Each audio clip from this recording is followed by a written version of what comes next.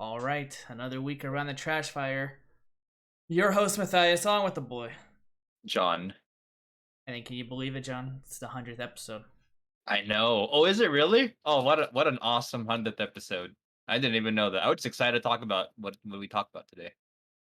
Just the classic Blood Bowl. Yes, absolutely. Classic Blood Bowl. Of course. And Lord of the Rings. True. But you know what? It makes a 100th episode really special. The special guests. That's yes. who. And look who we have today. We have Travis and Will returning. Whoa, at the same time. So are you telling me this is not a Munchkin podcast? No. There must be some mistake. This is actually we're gonna talk about competitive King of Tokyo. Sorry, wrong room. So, you joke, but competitive King of Tokyo might exist. All 20 of them. I have seen people playing competitive King of Tokyo and getting heated about it. And it is every bit as funny as that sounds. I don't even know what King of Tokyo is, but I'm sure it's a riot. King of Tokyo, how do you explain King of Tokyo in 3 sentences, John? It's a board game. it is very much a board game. Like this is like competitive Hi-Ho Cheerio or like, cutthroat Masters format like Candyland. Like it's meant to be played at home and have fun, be with your friends, and not come up with a net list. Dang. Well, first of all, welcome back, Will. It's been a very long time since you've been here. Yes, but I'm very excited to be here. Thank you. Yes, it's good to have you. And let's see, Travis, last time you were here was the announcement of Angron, your choir mark. That's right. How have you been? Been good, been busy. Just got over a little sickness, though, but feeling better. Well, it's good to have you here. Well, gentlemen, we've got some interesting news to talk about, and then we got some regular news to talk about. So, shall we just jump into our regular news? Yeah. Do it. All right. Start off with the good old Sunday preview. This is all stuff we talked about. Of course, I'd like to get Will's perspective, and I don't know how much you've played Warcry at all, Travis, but it'd be nice to get your thoughts. So we got the 2-player starter set. Will, what are your thoughts on this? So Warcry largely fulfills the role of being a not competitive skirmish game that has high quality models and high quality terrain that I think is largely made for people who don't want to learn lots and lots of rules, don't want to take their skirmish game that seriously, and want to have really, really high quality, insanely complicated terrain and miniatures to play it with. Like Warcry is... The whole point of it seems to be that it's simple and that it's got cool, unique models that you can potentially use in other things. The new Warcry starter set is incredibly intimidating from a painting perspective, which is one of the reasons I'm not getting it, because that terrain looks glorious. I mean, trees made of, trees with like meaty arms and like a giant dragon skull like impaled on a spike. Like all of it is really, really cool, but is so time consuming and exhausting just looking at it. But for the people who like it, I've heard mostly only good things. They didn't really change the game up very much. It's a new edition, but they're releasing free PDF rules for all of the stuff that was previously in the game. It's something like 800 different unit entries is what they're saying. And a lot of those unit entries are very similar. So the 800 number is a little bit inflated, but Warcry is cool. This box is continuing to be more and more Warcry, but it does not seem to be a major shakeup to the formula, which is both good and bad. The terrain in particular, I was talking to John about this the other day. The terrain is really cool, but seems also very impractical to own. Like, how would you store this stuff? You would need to like bubble wrap all of these trees, or just have a giant mansion of wargaming where you could just have the terrain permanently set up in your room. Magna rack for your terrain.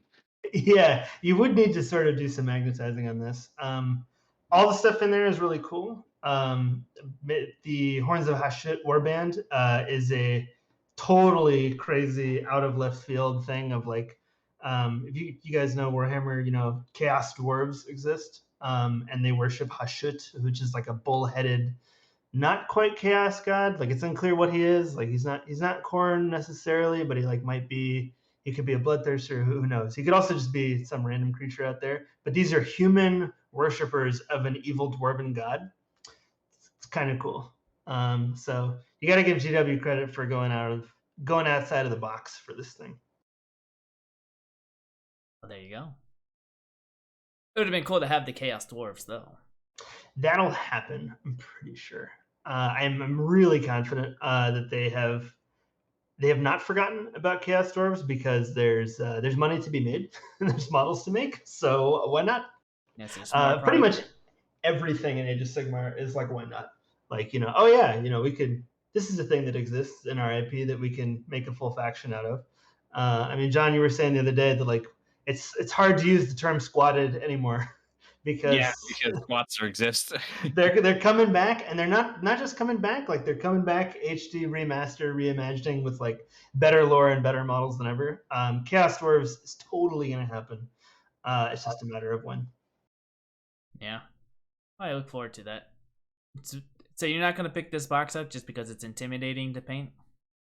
It is intimidating to paint, and I think even more so intimidating to store.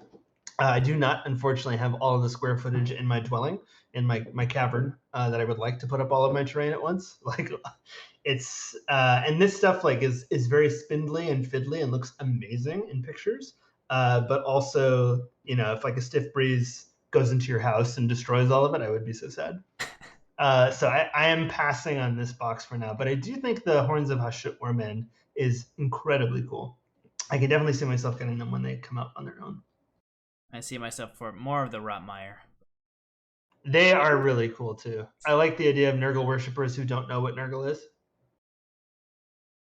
I just like the aesthetic, especially the leader with the little frog on his shoulder. Yeah, the little three-eyed frog is great. I also like that they've got stilts, so they don't like they don't get their feet's words. And we can edit that out in post. They don't get their feet all wet in the swamp or whatever. Exactly. But yeah, I'm looking forward to it. I think I'm gonna probably pick this up because I do have someone who would be willing to go like 75-25 on this box. Oh, that's hard to pass up. Yeah. So I just gotta get the money, and I'll pre-order this bad boy. But yeah, we got that going on. The hardest part, getting the money. Getting the money. I mean, I have the money. I gotta get the money from the other guy. Gotta pony up. Exactly. I gotta spend my money, and then turns out I didn't really want it. And it's like, Yep, there we go. That's coming out. I'm looking forward to it. Next up, we got the 30K books coming digital, which hooray, I guess. It's weird why this took a while. I mean, I'm not complaining. It's nice. Well, I'm surprised, given, GW's current record. Though I'm not positive with the Age of Sigmar. But, with 40K, that they didn't just do the QR code in the back of the book you had to buy and then scan that to get the digital copy. So Age of Sigmar doesn't give you a digital copy, but it gives you all of the rules for the app. Yeah, same for 40K, right? Yeah, you don't get there's no digital codex. Yeah, but I mean, with the codex, when you buy the codex, you scan it and then, it goes into the 40K app. Yes, yeah. I guess because there's no 30K app. I mean, 30K players, I guess that makes sense. I guess, enjoy pencil and paper, which is a lie because everyone, every 2 days, someone asks for Battle Scribe if it's done yet on random 30K groups. So classic. But I mean, yay. I'm not really too excited, or I'm not mad. It's kind of like, okay, cool. It does suck for the people who were waiting for this. I mean, if I had the choice, last edition actually only bought the digital copies of the rules. I did not get the rule book last edition, so I probably would have gotten the digital version. Actually, no, I wouldn't have because the new books have good lore, so I would have wanted to get those anyway, because the old ones were just rules. There wasn't really a lot of lore in them. It was just army lists. But I mean, this is neat, For some people, that's all they really want is just the rules. right? Yeah. I know sometimes that's what I want. If it makes the book cheaper, I think I'd rather just have the rules. Because sometimes the fluff, the fluff gets shorter and shorter each new codex, at least in 40k. Yes, because they just add more rules, which again is fine if you like rules. Right. You know.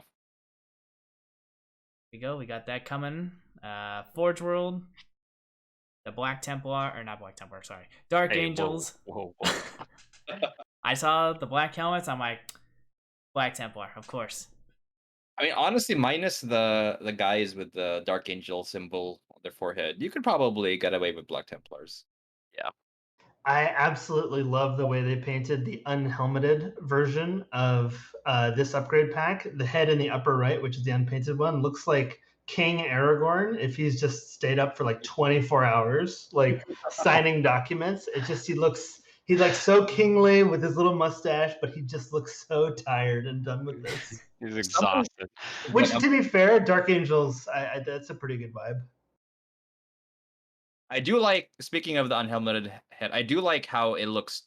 They made an effort to make them look different from the other generic Space Marine heads for all these 30k upgrades. Like you don't really see a head that looks like this, where it has an iron circlet or like the hairstyle or whatever. Yeah, he almost looks like he could be a Stormcast Eternal with that Yeah. unhelmeted vibe. Like it's very like sort of Age of Myth, kind of Conan vibe, which is why I thought of Aragorn. It's a really, really cool head. I think this whole upgrade kit is nice. Now, these are resin, right? Yes, these are forge rolled resin. It makes sense that they're resin. Yeah. Something like this. I mean, this was Forge World's purview for a long time, was just having being the one part of Games Workshop that could offer bits consistently because they didn't have to make things on plastic sprues. But with all the other plastic upgrades, it is interesting. I guess they didn't want to go the extra step to make like Legion specific plastic upgrades. Right. I mean, because at the end of the day, 30k is still a niche game. I mean, they could get away with the upgrades for weapons because everyone can use those, but only Dark Angels players can use this. Yeah. And it's also because of 30k. If you make one for one, you're kind of in the position where you have to make it for everyone. So I can imagine the less popular legions like Iron Hands or I think Salamanders were down there are gonna get some because that's kind of the expectation. The only real missed opportunity here, I think, with these heads is that there's only 5 sculpts. It's a little odd that there's 3 sets of 3 clones, and they didn't just make 10 individual ones, because Forge World is totally capable of making 10 individual heads, but it might just be the nature of the fact that, as far as I know, they're making these shoulders and head upgrades for every legion. Yeah, I mean the old ones didn't have 10 unique heads either.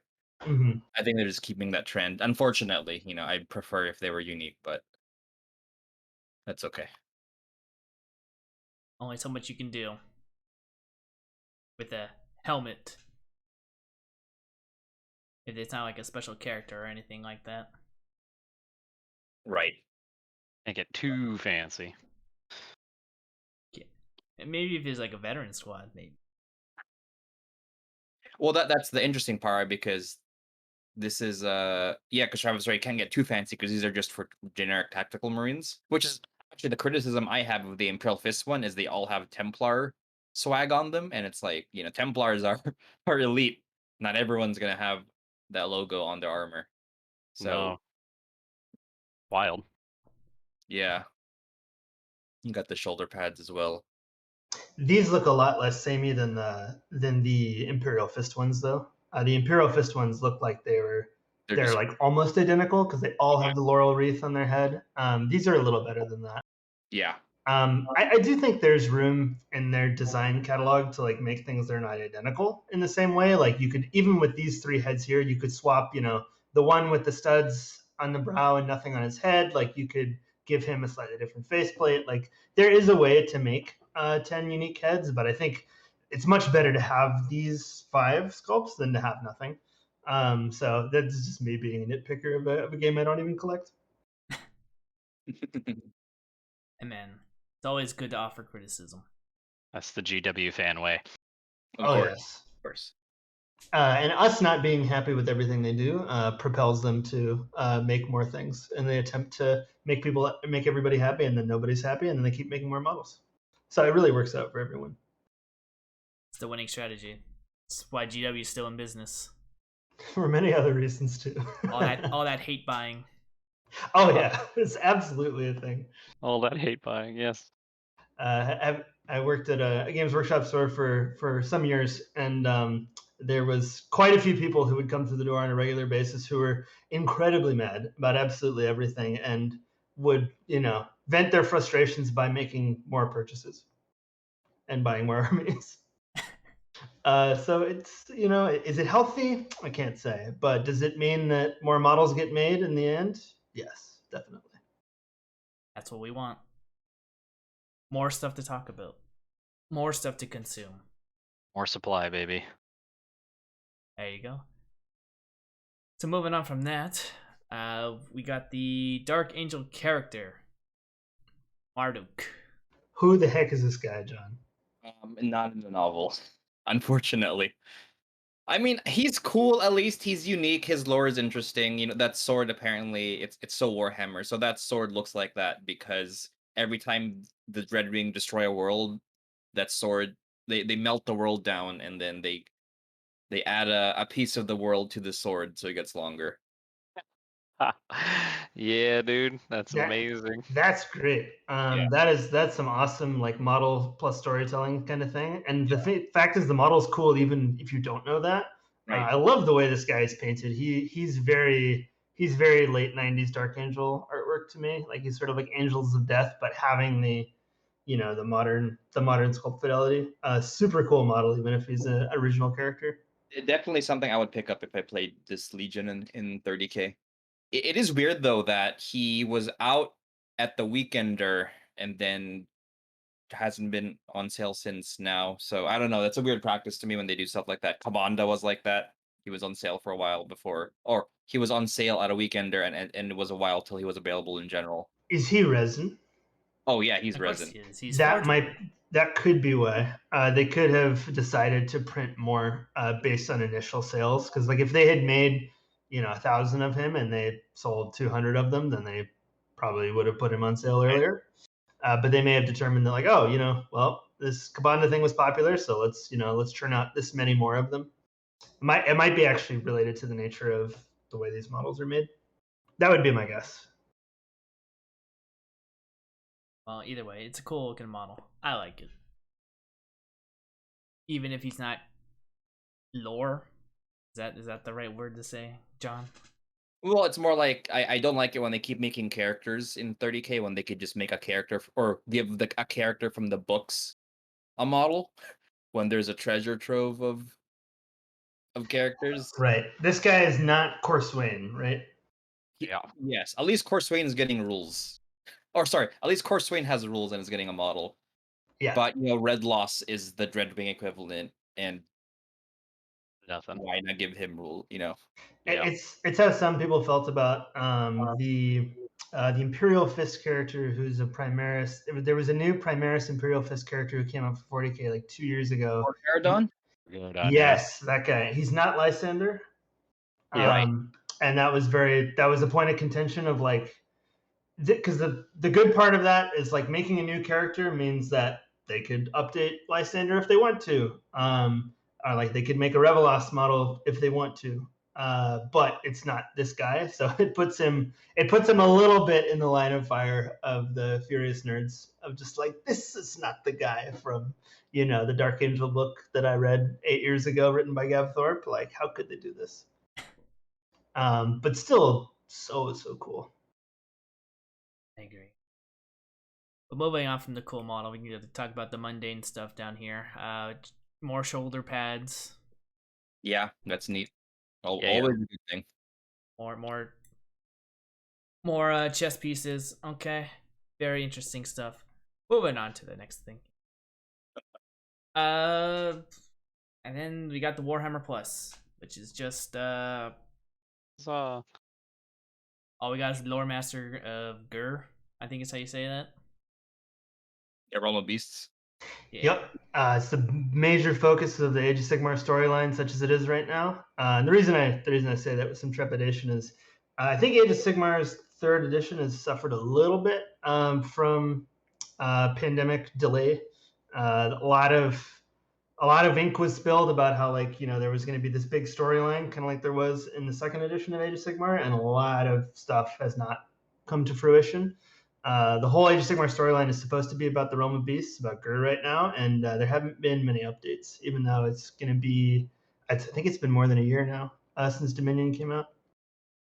Well, I mean, Age of Sigmar has pretty much been taking a back burner because they have what, 6 tomes out right now?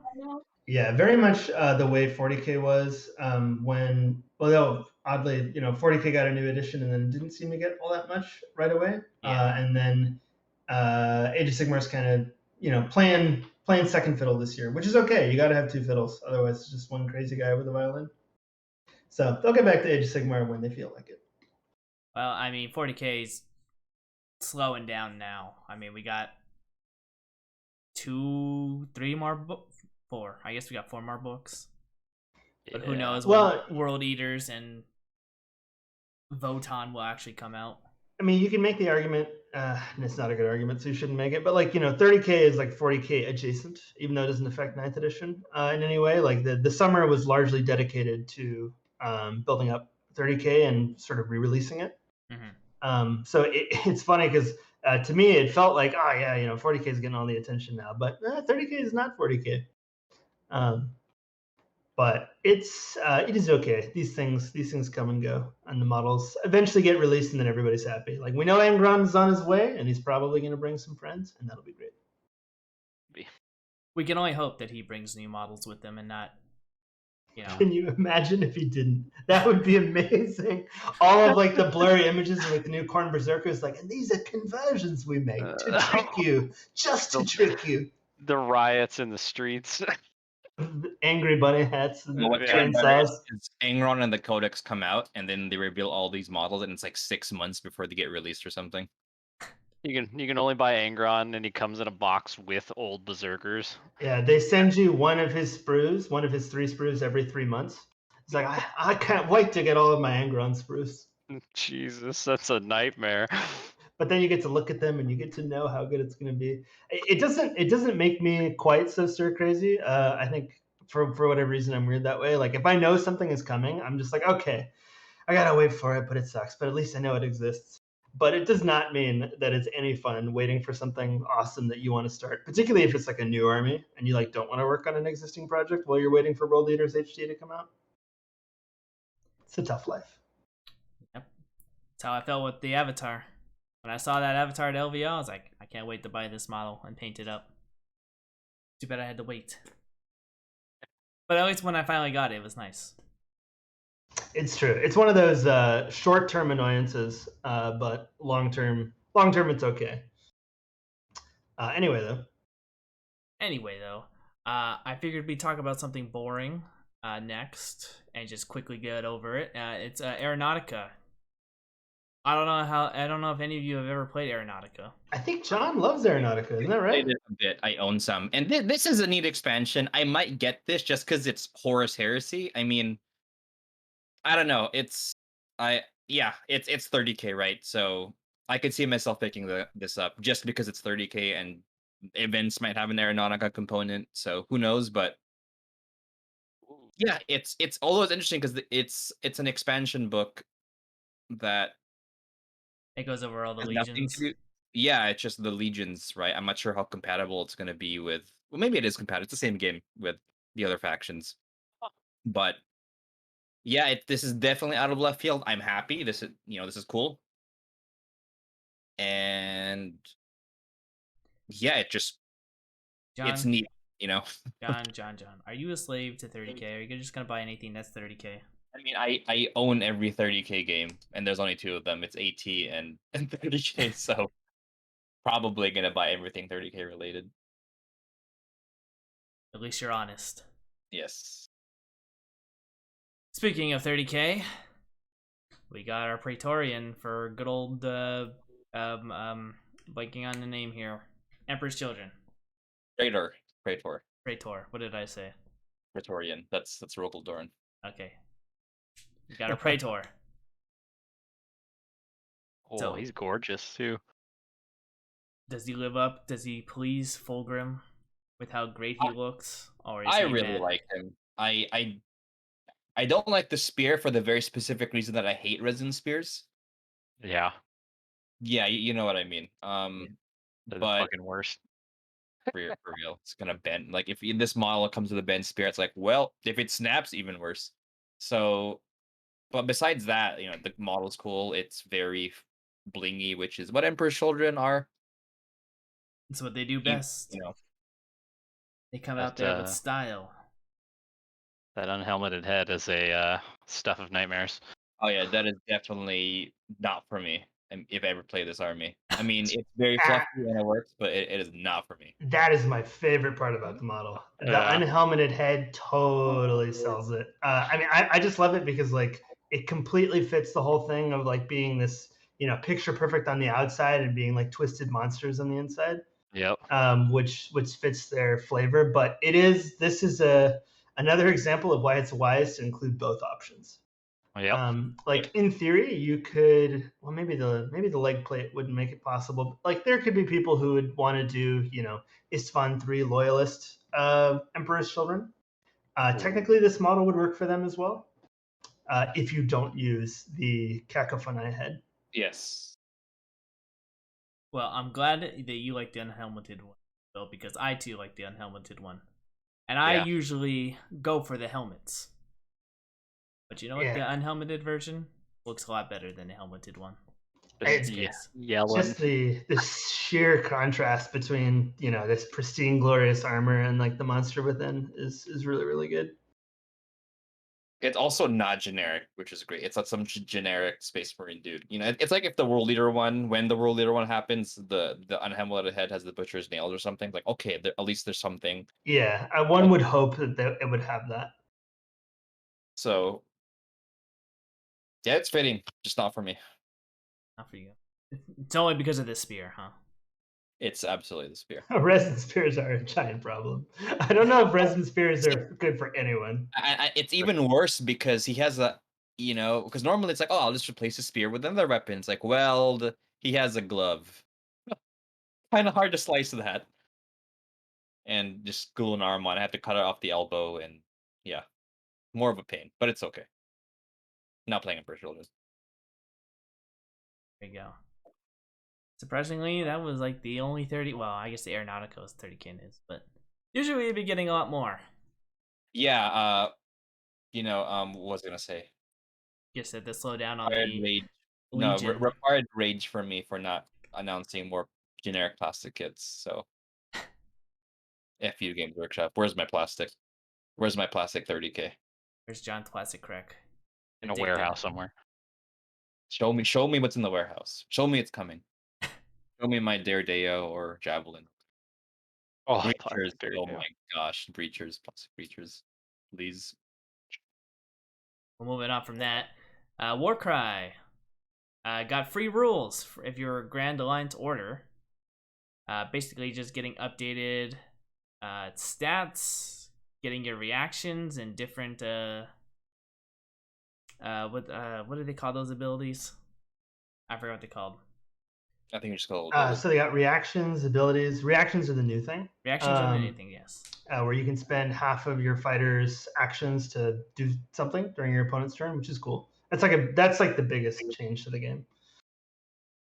Well, it's nice because the one action of just like standing still. Yeah, the Was wait so pointless. action, I think, is what you're thinking of. Yes. That is not very exciting.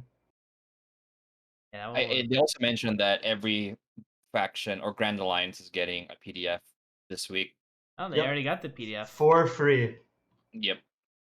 Which I have seen very little vitriol online about the fact that it's free. Some people are annoyed because they're like, "Oh, I bought books, and now I could have just waited, and they would have been free." And that's kind of a weird argument.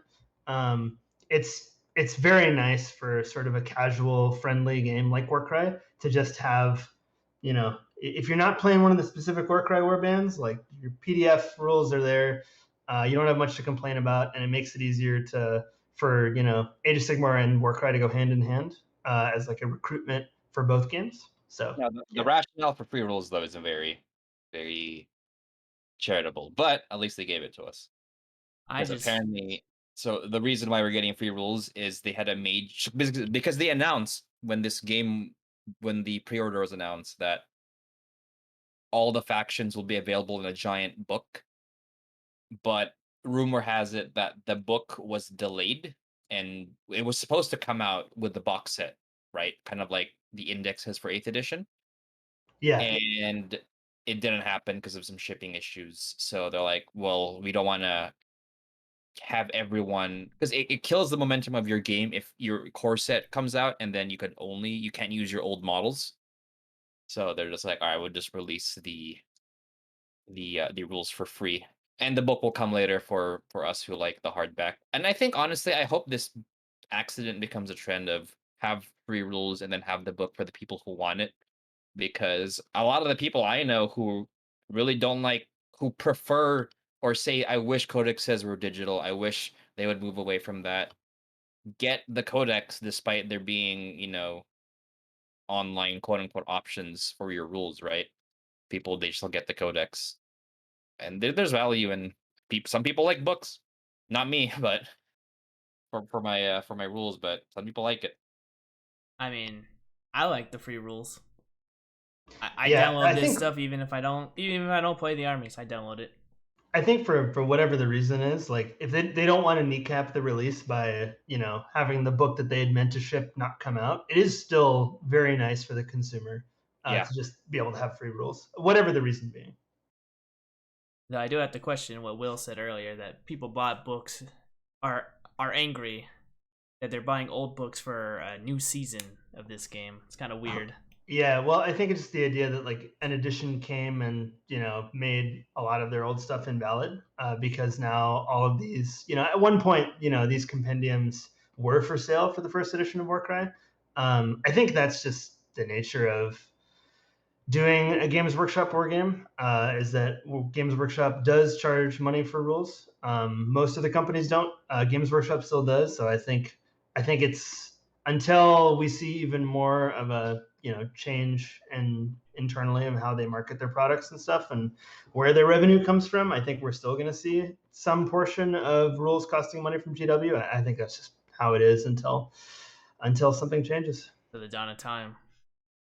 Yeah, I mean, until they can get to the point where if there's an incentive, if there's a financial incentive for them not to sell their rules, like if it's the kind of thing where they, if somebody determines that they get more people into the game who are buying models and like it's categorically proven that they're getting into the game because they didn't have to buy rules, then I think we'll see them stop making rules for sale. But until then, I think we'll continue to see things the way they are now. Nah, there's gonna have to be a big leadership change for that to happen. Highly doubt we'll ever see that. They're always gonna charge for those codexes because that's where they make the most money. Yeah, I mean, momentarily we saw it with Age of Sigmar like 0.0, but that was more of a sort of a get you by kind of a thing. Mhm. I mean, I think Games Workshop is because of they have lots of employees and they make lots of stuff and like they're always trying to get money out of whatever angle they can possibly do.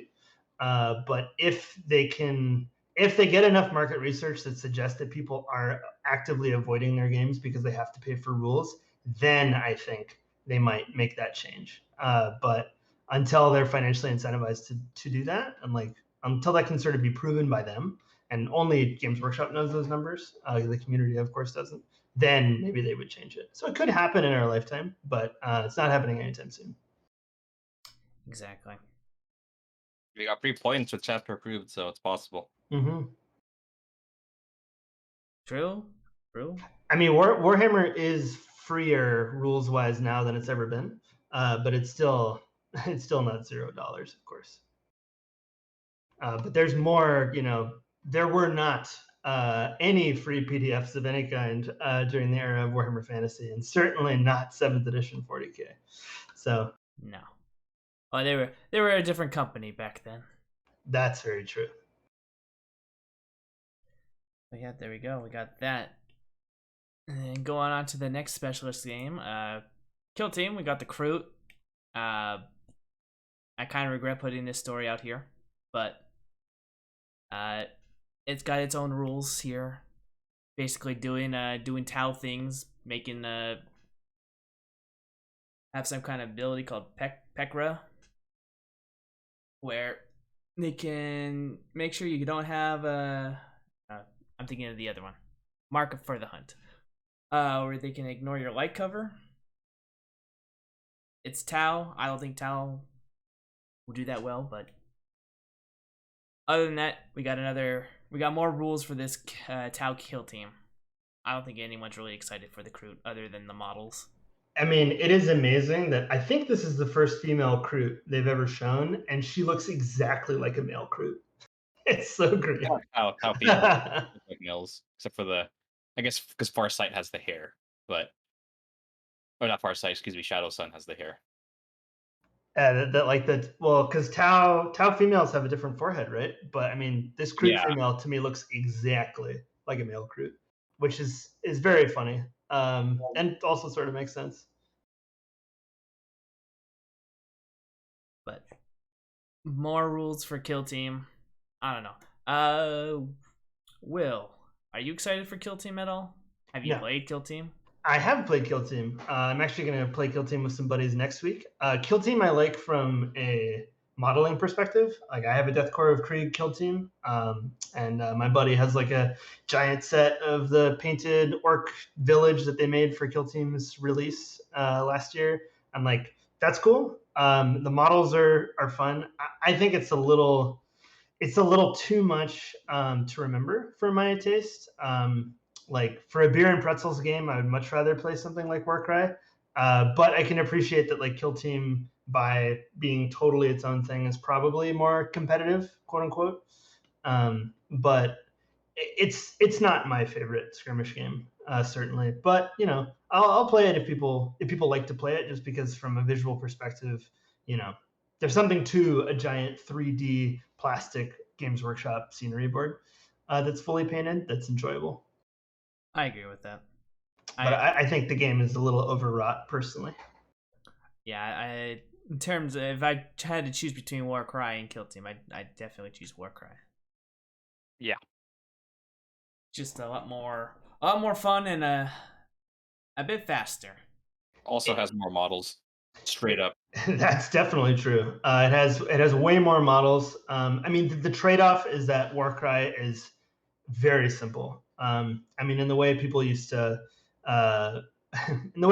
like make fun between Warhammer Fantasy Battles and like Warhammer 40k, saying that like Fantasy Battles is like chess and, you know, 40k is like checkers because, you know, checkers are for dumb people and like 40k is not as granular as fantasy. People say similar things about Kill Team and Warcry, but checkers is kind of nice and relaxing. Sometimes you don't want to work all that hard. I mean, chess has no special rules. Actually, that's something, you know, with Warmachine, that's the big talking. It's streamlining good, right? And chess has no special rules, so yeah, and streamlining, there's a balance definitely to be struck there. I mean, chess only has one faction, so I guess they're different, right? Don't the black pieces go first? white. No, white. First. Oh, I see. And there is a first turn win, significant first turn win advantage in chess. In chess, with the shooting armies in like chess. 80%, but like it's noticeable, right? It's not 50-50. Alpha Strike. Alpha Strike with stratagems is like, okay, I'm going to use transhuman physiology, and my pawn is now going to only be killed by rooks. It's fine. Anyway, yeah. Yes, I love it. Well, Travis, what do you think about Kill Team? Haven't played it too much. I think I've actually hilariously played more Warcry than I have Kill Team, and that's very little of both. But that's because I'm a plain old 40k nerd all the way. Don't really play much of the other stuff. I like all the models for both of them, but Warcry's was more fun to play when I did play it. Travis is But a you're right, it pure is very 40k simple. Andy. That's right. But yeah, don't worry, Travis. Everyone in our group is getting more into Warcry, so you'll get in eventually. Oh, I know. I It's mean, all peer pressure. It's so easy to get into, which is one of the things about it. I mean, that's a game where, you know, you can look at the card, and after you've played one game, you'll never forget what those stats are anymore because it's so straightforward. You know, almost comically so, but at the same time, it gets the job done. Yeah. You Well, don't have to burn your brain thinking about it. It's great. Yes. well, I mean, I'll get into a story later, but the missions are, you know, it's always nice. There's a lot of missions in that game, whereas 40k is very limited, and to an extent, Kill Team is too. Yeah, Warcry mission setup is amazing. It's just follow the card. You know, It's a bit RNG though. it is Oh, a bit. it's so RNG. I think Yeah. there's something like 62,000 possible mission combinations you could have in Warcry, which is just the best. Like it is not a game. It is like much like Necromunda at its heart. Warcry is not meant to be taken seriously, and I think that it's doing that job well. I mean, the disadvantage is, you know, you kind of know what you're getting into when you're playing Warcry, and it's hard to do too much, you know, strategizing around how to make like the best possible warband, because, you know, your mission could just be something that makes your incredibly min-maxed warband absolutely useless, but then the game is over in like 30 minutes and you can just re-rack. Yeah. Yeah, well, I mean, it's hard to do a lot in 3 turns, Yeah. especially if deployment screws you up. It's like you don't get your guy till turn 2. Oh, great. Fuck it. Well, moving on to our next topic here. Space Marine Heroes are coming back. Oh, yay. Yay. I'm unreasonably hyped for this. Wait, why? So first of all, these are new scale. So these are our same scale as the new 30k Mark 6. So hype. No more squat marines. Second reason, Blood Angels veteran attack squad for her Heresy. Bam, right here. Now I am disappointed that it's only 6 of like the 12 sculpts, but that's okay. This is enough. Third reason is the this is so dumb. I'm gonna sound like a grognard here. So there's been this kind of modeling project for Badabor online, and Badabor is a Forge World campaign book. Also, really good narrative for Imperial Civil War kind of things of Space Marines going renegade, but not necessarily chaos. It's a fun story, and this would be a cool kind of squad for that of just modern firstborn. So I am pretty hyped for this set. Weirdly so. So I mean, for your average non Warhammer person, this is also an $8 plastic model that's incredibly well detailed. Like Fair. this is just a great thing to exist. Of just like you can get a little random Gashapon Space Marine, and it is every bit as valid from a sculpting perspective as like buying a more expensive kit. So I like stuff like this. I think it's nice that it opens up even more ways for people to get into the hobby, because the more people get into the hobby, the more people who talk about it, the more people who post on the gram of their little Space Marine hero that they painted, then, you know, better things are for everybody. I'm also Super happy cool. that these 6 sculpts are the ones I don't have. I actually looking at four dudes on my desk right now, and they're none of this sculpt. So yes. The sergeant has a new head, right? I don't remember them having a beard before. Maybe. I don't know. That could be freehand. I don't know. It's hard Freehand to beard. say. I doubt it's Beard. freehand. Free beard. Well, what I found interesting about this is that obviously these are already out, but they're out at selected stores. And Yeah. they won't be on the Games Workshop store for Hell a yeah. couple months. I just saw it's gonna be set 1, so the other guys are coming. So hyped. Yeah, well, I just found it weird that GW isn't selling this on their own site Right. For a while. first. like October, right? October 1st is when Yeah. they're going to start selling these on their web store. Yeah.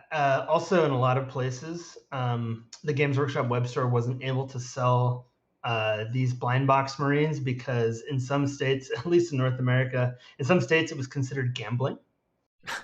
So we couldn't actually sell because we worked the original release of the Space Marine Heroes in the U.S. And it was only something you could get in store. You couldn't order them because if you were ordering a blind box, it got into some weird legal territory.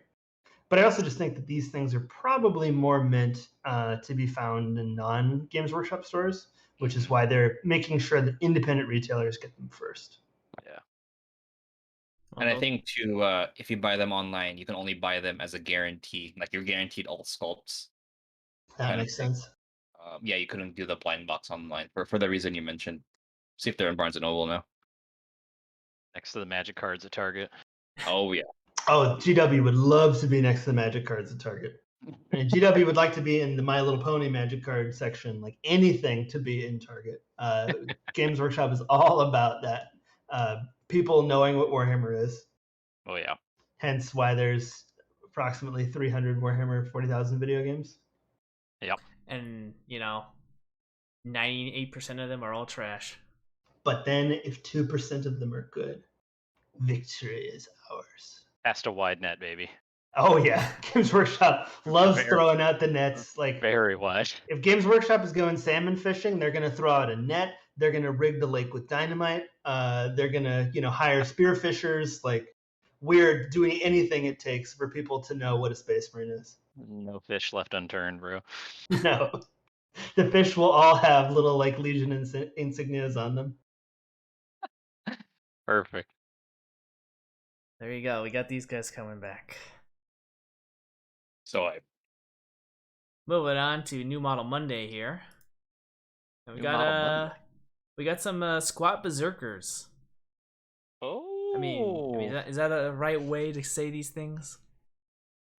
So the oddest thing about this, is that they're Chthonian. Yep. What the hell? So what could that possibly mean? Is that a coincidence?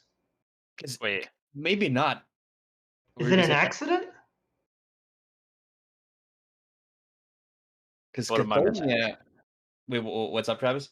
No, so what am I missing here? What's Chthonian? So Chthonian is the homeworld of the Sons of Horus. Yep, which was allegedly destroyed in the during the Scouring. Yes. Yeah, because if this is this, and Chthonian was a mining world, and that's mentioned in the book. So if this is the same world, that means one, there's squats there, right? There's squats there, and two, like the homeworld of the literal guy who destroyed the Imperium's dream is now a squat world. Now it's possible that they wiped out all the humans there and like settled it with these abhumans. So maybe that's what happened. I don't know. There are Chthonian Imperial Guard regiments that still exist in 40K. But it seems unlikely that these like Chthonian Berserk dudes would be like the remnants of the planet that's been long since destroyed. So does that mean Chthonian was taken over by the squats? It's kind of cool. I mean, if they want to do some, if they want to do some clever retconning to do something interesting with the universe, like they're welcome to do it. But it's a pretty shocking suggestion. Oh, fascinating. Yeah. So we'll see. I mean, yeah, because Chthonian has been in the old lore. It's been destroyed because it's the homeworld of the Sons of Horus. Yeah. Barbarous is that we know in new lore was destroyed with the Dark Angels. Same for Chemos. But yeah, I don't know. We'll maybe when the Squat Codex comes out, we'll see what the lore is. I mean, the squats are retconning old squat lore anyway. So it's very possible this is just going to be they're just changing their mind about certain details of the universe. But it's sort of cool. The models are very, very unique and very out there. Very much not 1990s squats. Yeah. Well, I'd like to get your two opinions on this, because I haven't gotten them yet. What do you guys think of these new Votann models? Not these ones particularly that we're looking at, just, the ones that they've shown off so far. We'll start with Travis. Travis. Oh, okay, me. So up until now, I've been pretty all about it. I really like the base guys and their little white, NASA suits, with their little dome heads. I know it's not the same, but the stuff that was not for Kill Team, for Necromunda, right? They got like proper squats. Yeah, those are not Votann, they're actually squats. Okay, those look nice. I mean, but I guess unrelated. These guys, Votann got the dreadnought looking thing though, right? No, that was the squats from Necromunda. Oh my goodness. Okay, all right. They're very similar. It's really, really easy to get them mixed up. I do too. Well, the base guys that I've seen so far look really good. I don't really like these very much. They're like cool, but the idea of a already more humanoid space dwarf without armor on is comical as hell, because they're gonna get blown to shit. But I mean, I guess robot parts give them a feel no pain, I assume. But I mean, they're cool. I like the fists and the hammers, but the axes just look something about how like square they are, even though they're glowing, looks like very strange to me. It's like odd looking. But I mean, I'm still excited to see what the rest of the range looks like. What about you, Will? What's your overall thoughts of Votann of the models we've seen so far? I mean, Votann represents just the best, artistic necromancy on Games Workshop's part of okay, we had this concept that people seem to like. There's no way in hell we're going to just do the exact same thing in plastic. So recreating them from the ground up, lore-wise too, I think is a great decision. Votann is not something that appeals to me as a hobbyist. I don't think I would ever do this faction, but it is really cool how they're taking the dwarves in space concept to the next logical step. And I think this unit in particular, the Berserkers, it's very much like a thematic parallel to the Slayers from Warhammer Fantasy, of just dwarves without armor who are crazed and have no armor save probably, but do lots of damage if they somehow get there. It's a cool idea. Votann and the Necromunda squats, I think is an awesome thing for them to do. And it's very bold because there are people who obviously don't like them because they're not just the old squats, but not enough people like the old squats for them to keep existing anyway. Again, Votann and squats are totally not for me. But I like all the lore implications of having another humanoid, abhuman race out there in 40K. Just because 40K often feels like it falls into, Imperium, hostile aliens, and then chaos. And this is another alien race that as we've seen in the lore articles, humanity tolerates them to some degree, or at least is willing to trade with them and work with them, even though they don't actually know the sort of strange dark age of technology stuff they're up to. So Votann I think is a good idea. Whether it actually latches on to people once the models become available, time will tell. They haven't made a brand new faction like this in a little while. Genestealer Cults, I think, was the last example of something that was an old concept that was reimagined for the modern era. Oh yeah. Well, I like how you brought up that people are angry that they're not like the old squats. Man, I bet 90% of the player base have never even played, what was it, 3rd edition? 2nd edition? If that, it could be even older. I mean, I think I was like a little baby when that edition was out. So it's never been part of the Warhammer collective imagination for me. I've very rarely even seen a squat model in person, and typically those would be people who would bring it in just to show off, to the shop, hey, this is what a squat model looks like, and they're not all that impressive. Now, Travis, when we did the doubles tournament, was he actual squat models, or were those just conversions? No, he had actual squat models. For not all of his models were actual squats, but a lot of them were. Wow, that's a rare thing. Yeah, it was very heavy. It's like 10 pounds of metal, I think, per unit. Yeah, I would think so. Heavy metal, but not in the most convenient of ways. Yeah.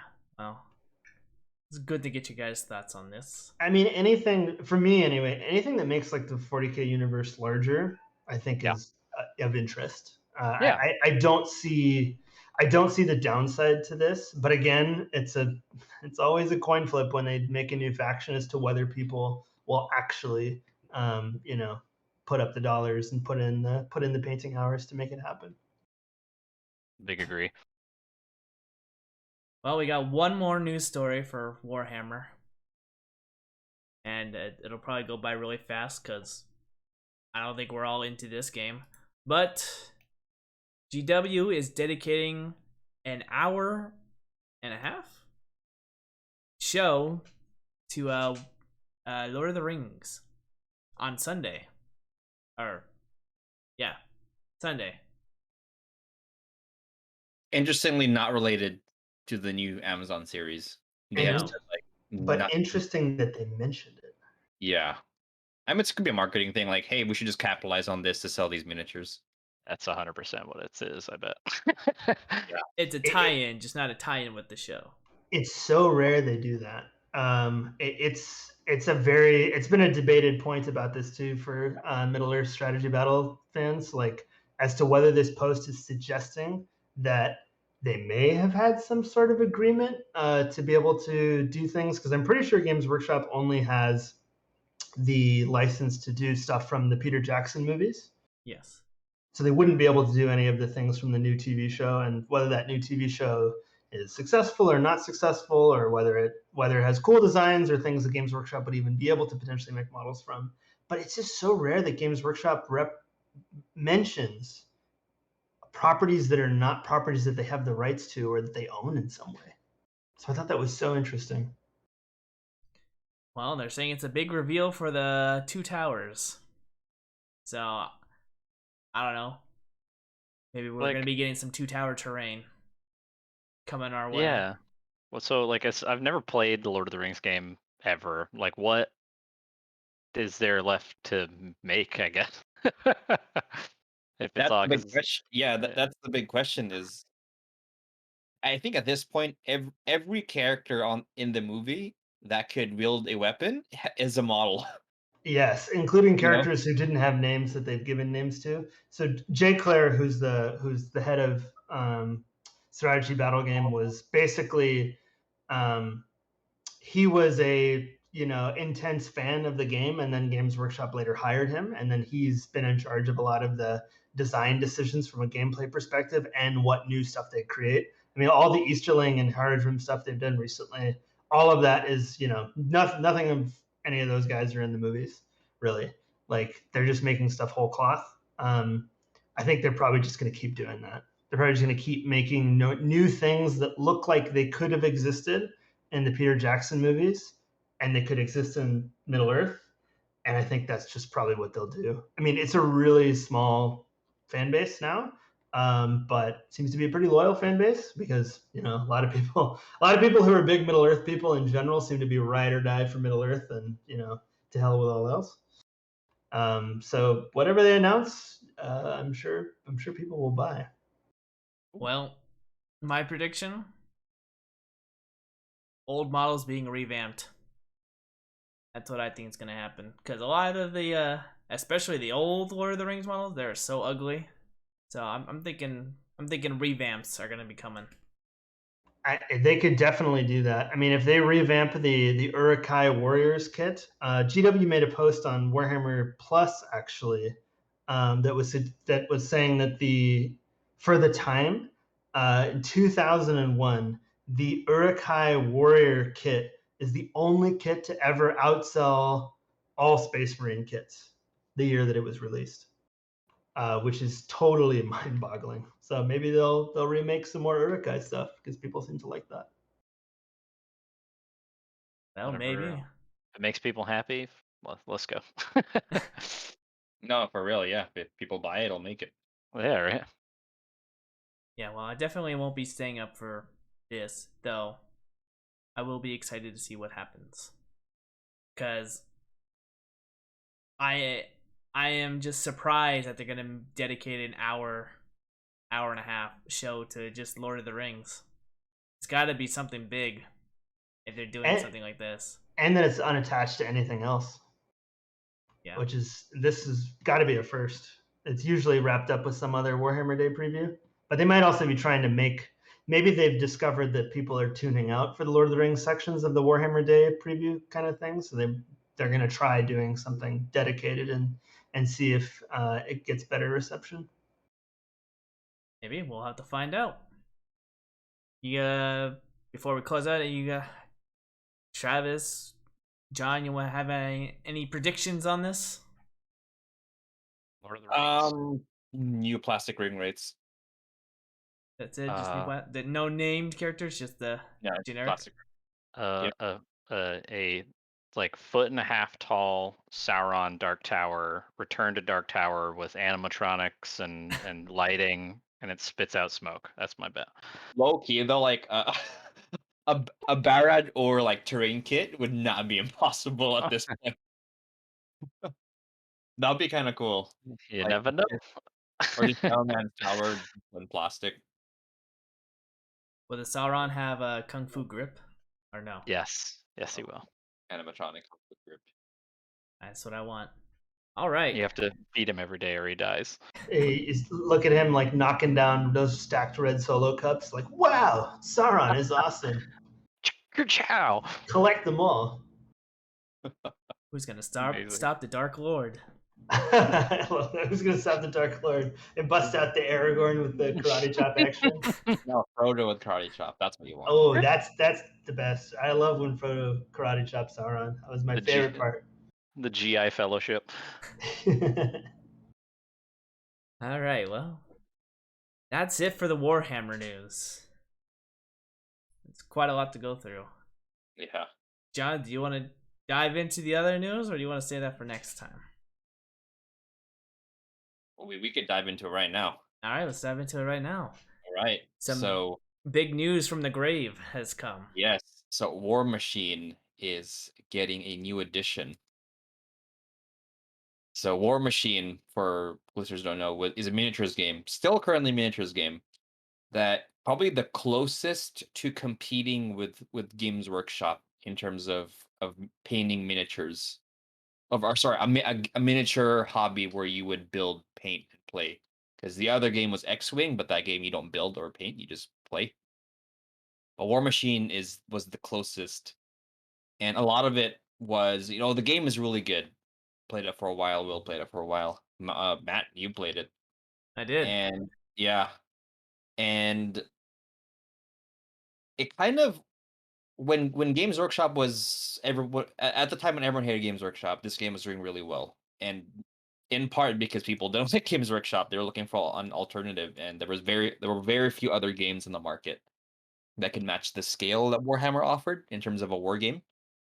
But when 8th edition launched, when Games Workshop kind of experienced the relaunch of its image, and with 8th edition 40k Age of Sigmar getting more traction, Warmachine also launched its 3rd edition then, and it just kind of tapered off, and people stopped playing it for whatever reason. So now this is the chance for this game to come back, and this is an important thing that I think for the miniatures community, because this is the closest someone's been to challenging Games Workshop, right? And a lot of what Warmachine promotes, or a lot of what it's trying to do, are the things that people want Games Workshop to do. For example, free rules. Warmachine has free rules. Warmachine is a workable app. Warmachine has no codexes. Your army builder is available online. It has constant balance updates. It prioritizes balance over everything, more or less. And it's really striving to make a balanced, competitive war game.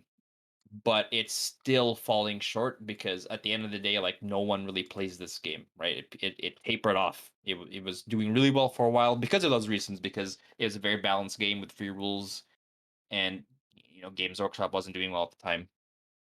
And now, that Games Workshop's doing well, this game has seen a decline. But it still offers, a very balanced tournament-centric game with free rules. So it's interesting to see how this kind of allegedly community-driven, transparent company kind of game will kind of survive. Is Games Workshop just successful because it's a soulless company kind of thing?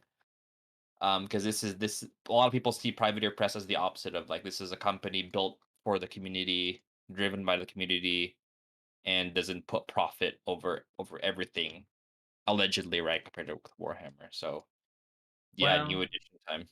well, I mean, we said earlier in the podcast that a lot of people like to hate buy GW stuff, so it's a pretty tall order to see if Warmachine could do that. Outsell them and all that other stuff. So, I mean, Warmachine's challenge right now is very much to not outsell Games Workshop, but like stay afloat. I mean, this is the precipice for Warmachine. Warmachine was a game that's very important to me, and a setting that was very important to me too. I mean, it pretty much defined like my early adulthood, like in college and like just getting out of college. Like Warmachine was totally my life. Like, I went to conventions. I played multiple times a week. I would like go to different game stores on the weekend just to play the game, just to try to get better at it. But because it's a game that, like John was saying, like puts the rules first and the game first, it never really had a very strong casual scene. And nobody knows these numbers who isn't an accountant for Privateer Press or for Games Workshop. But my anecdotal experience has been that there are way, way more people who participate in Games Workshop games who don't participate in the competitive scene. And are aware of the competitive scene and are aware of balance problems, but like it's not a deal breaker for them. The vast majority of Warmachine people I've ever met are very much concerned with the gameplay and balance and like what's happening on the top tables and stuff. And is that enough? That's the question, I think.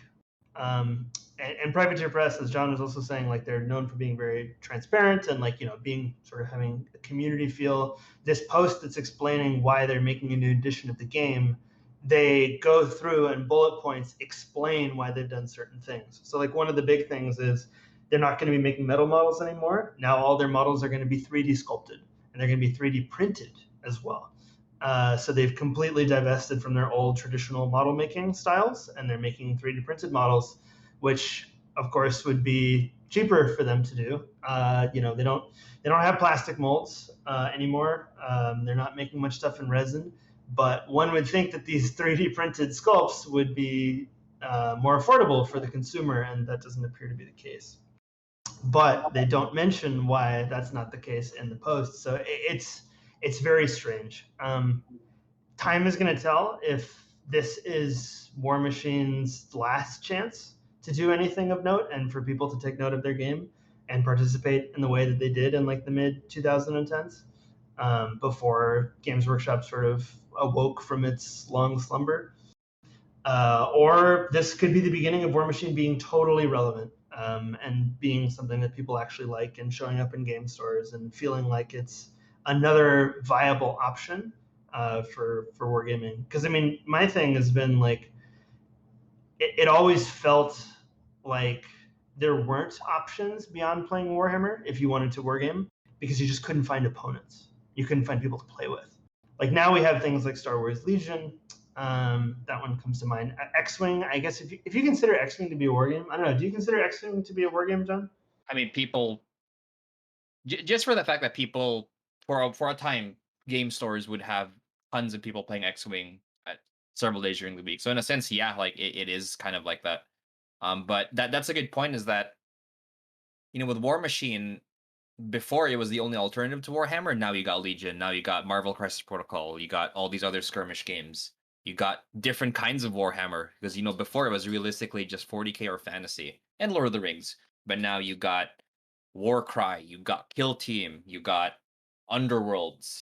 So there's a lot of competition, and And also, one thing that's interesting about this launch is that what's happening with Warmachine and Privateer Press is it's kind of a story for other companies that aren't Games Workshop on how their game is going to go. I mean, if I'm not mistaken, Mark IV is the first 4th edition for a miniatures game, like a big scale miniatures game that isn't Warhammer. Most other miniatures games haven't gone past 2 or 3 editions. You know, Legions in its first Yes, and Warmachine has it's in its 3rd edition. Maybe it's yeah. going 4th, but you know that's a skirmish game. Infinity, I think, is going to its 4th edition, also a skirmish game, or 5th. I forgot, but it's not a game to this scale, right? So it's kind of this is a story of the viability of can you make a war game that lasts this long, and what should you do to make your war game last this long? Right, and they have lasted for multiple years without going completely under. Like we saw things. I mean, war games do come and go all the time. I'm thinking of Rune Wars that FFG made a few years ago. There was another one called Wrath of Kings. That was a flash in the pan kind of Kickstarter game that was very similar, at least on some level, to like Warmachine. That like you didn't need very many models. There's a brand new player in the scene that has come to prominence sort of since the pandemic began. That's a game called Conquest: Last Argument of Kings, which is a Greek game that is their company is also very different from Games Workshop. They're making like a rank and flank game. Yeah, I have a bunch of friends in my other group who play that game. Really? That's awesome. I play that game now. Yes. John and I play that game, and we are a meta of 2. And that game is very interesting because it's trying to do something different too. And Warmachine, from a gameplay perspective, is almost nothing in common with any edition of Warhammer, I would say, aside from that there's models and they move. But yeah, I mean, this is like the second biggest dog in the world of miniature wargaming, and they feel totally sidelined. Yeah. I mean, Travis, have you heard of Warmachine? Oh yes, I've heard a lot, but that was mostly just like through word of mouth of other people. Never played it myself. I think the closest I've ever gotten to participating in anything of it is they released like a pack, like an item pack in Dota 2, like 10, 12 years ago. Yes, they There was did. the Death Ripper. Yeah, and Here. I own that. So closest I've ever come to playing. You have given Privateer Press money, is what you're saying. Yes, Well, I am a filthy casual. Yes. So that's I like that that anecdote of word of mouth. Warmachine, I think, has almost always been a word of mouth thing. Their marketing department, if it exists, is totally unsuited to the task of making people aware that their wargame exists and they should buy it. I mean, let's be honest. That's like every company that's not Games Workshop for some reason. So I actually would argue that like Except for Conquest. Conquest is so Parabellum and Parabellum is pretty good. They're the guys that make Conquest. They're pretty good at like getting in like to the pockets of like YouTubers and like social media and like Instagram and stuff. Like they use sort of low cost tools to themselves because they are a small company, roughly the same size as Privateer Press according to their LinkedIn. And they haven't been around as long, but they know they aggressively try to market their product because they know, you know, the real death of a war game is when nobody is playing it anymore. And the thing about Warmachine that's different from 40K, and this is something I want to ask you about, Matt. How many friends do you have who still play, or even if they don't play it, they still talk about the old editions of 40K or Fantasy? Ooh, how many people talk about the old? 30K is in 7th. Just saying. Oh, sure. 30K is 30K is in 7th. I'd say, well, in terms of 40K, I got maybe 3 people that like I actively hang out with. We talk about the old editions. That's about it. But I'm sure. Well, usually if I do, you know, at a hobby store or something, picking up casual games, they'll usually reminisce about the old times every now and then as well. But they're still playing the new edition of the game. Yep. So the fact that you can think about people who like talk about the old editions. I mean, my experience has been that, like, I know a lot of people who really like Warhammer Fantasy and still play that. Like, I know of people who I don't hang out with, but I'm aware of them who like play 7th edition 40k, not 30k, because like they just think that 8th edition ruined the game or whatever. Warmachine, I've never met anybody in any edition of Warmachine so far that has wanted to play the previous edition of Warmachine, because Warmachine is so focused on being a competitive game. Like, there are not people playing the old formats anymore. Even if the old formats were like better for some reason. Like, I've never met anybody who cared about that old sort of legacy stuff, because the game has always been like the point. It's very strange. Like, this post that Privateer Press made, like, this is either the beginning of like a new era for Warmachine, and this is how they claw back from Oblivion, or this is the beginning of the end, and it's a giant embarrassment for everybody involved. And again, it's a story of, can you make a miniatures game that lasts? I mean, in the big news blog, they talk about how, like, why are we even launching a new edition? Well, at some point people get bored, you know. At some point you've done what you've released what you wanted to release. Your mechanics are there, people have played it, and there's a stagnation in hype, and you got to reinvigorate that. And Games Workshop is a master at that with their edition cycles. Yeah.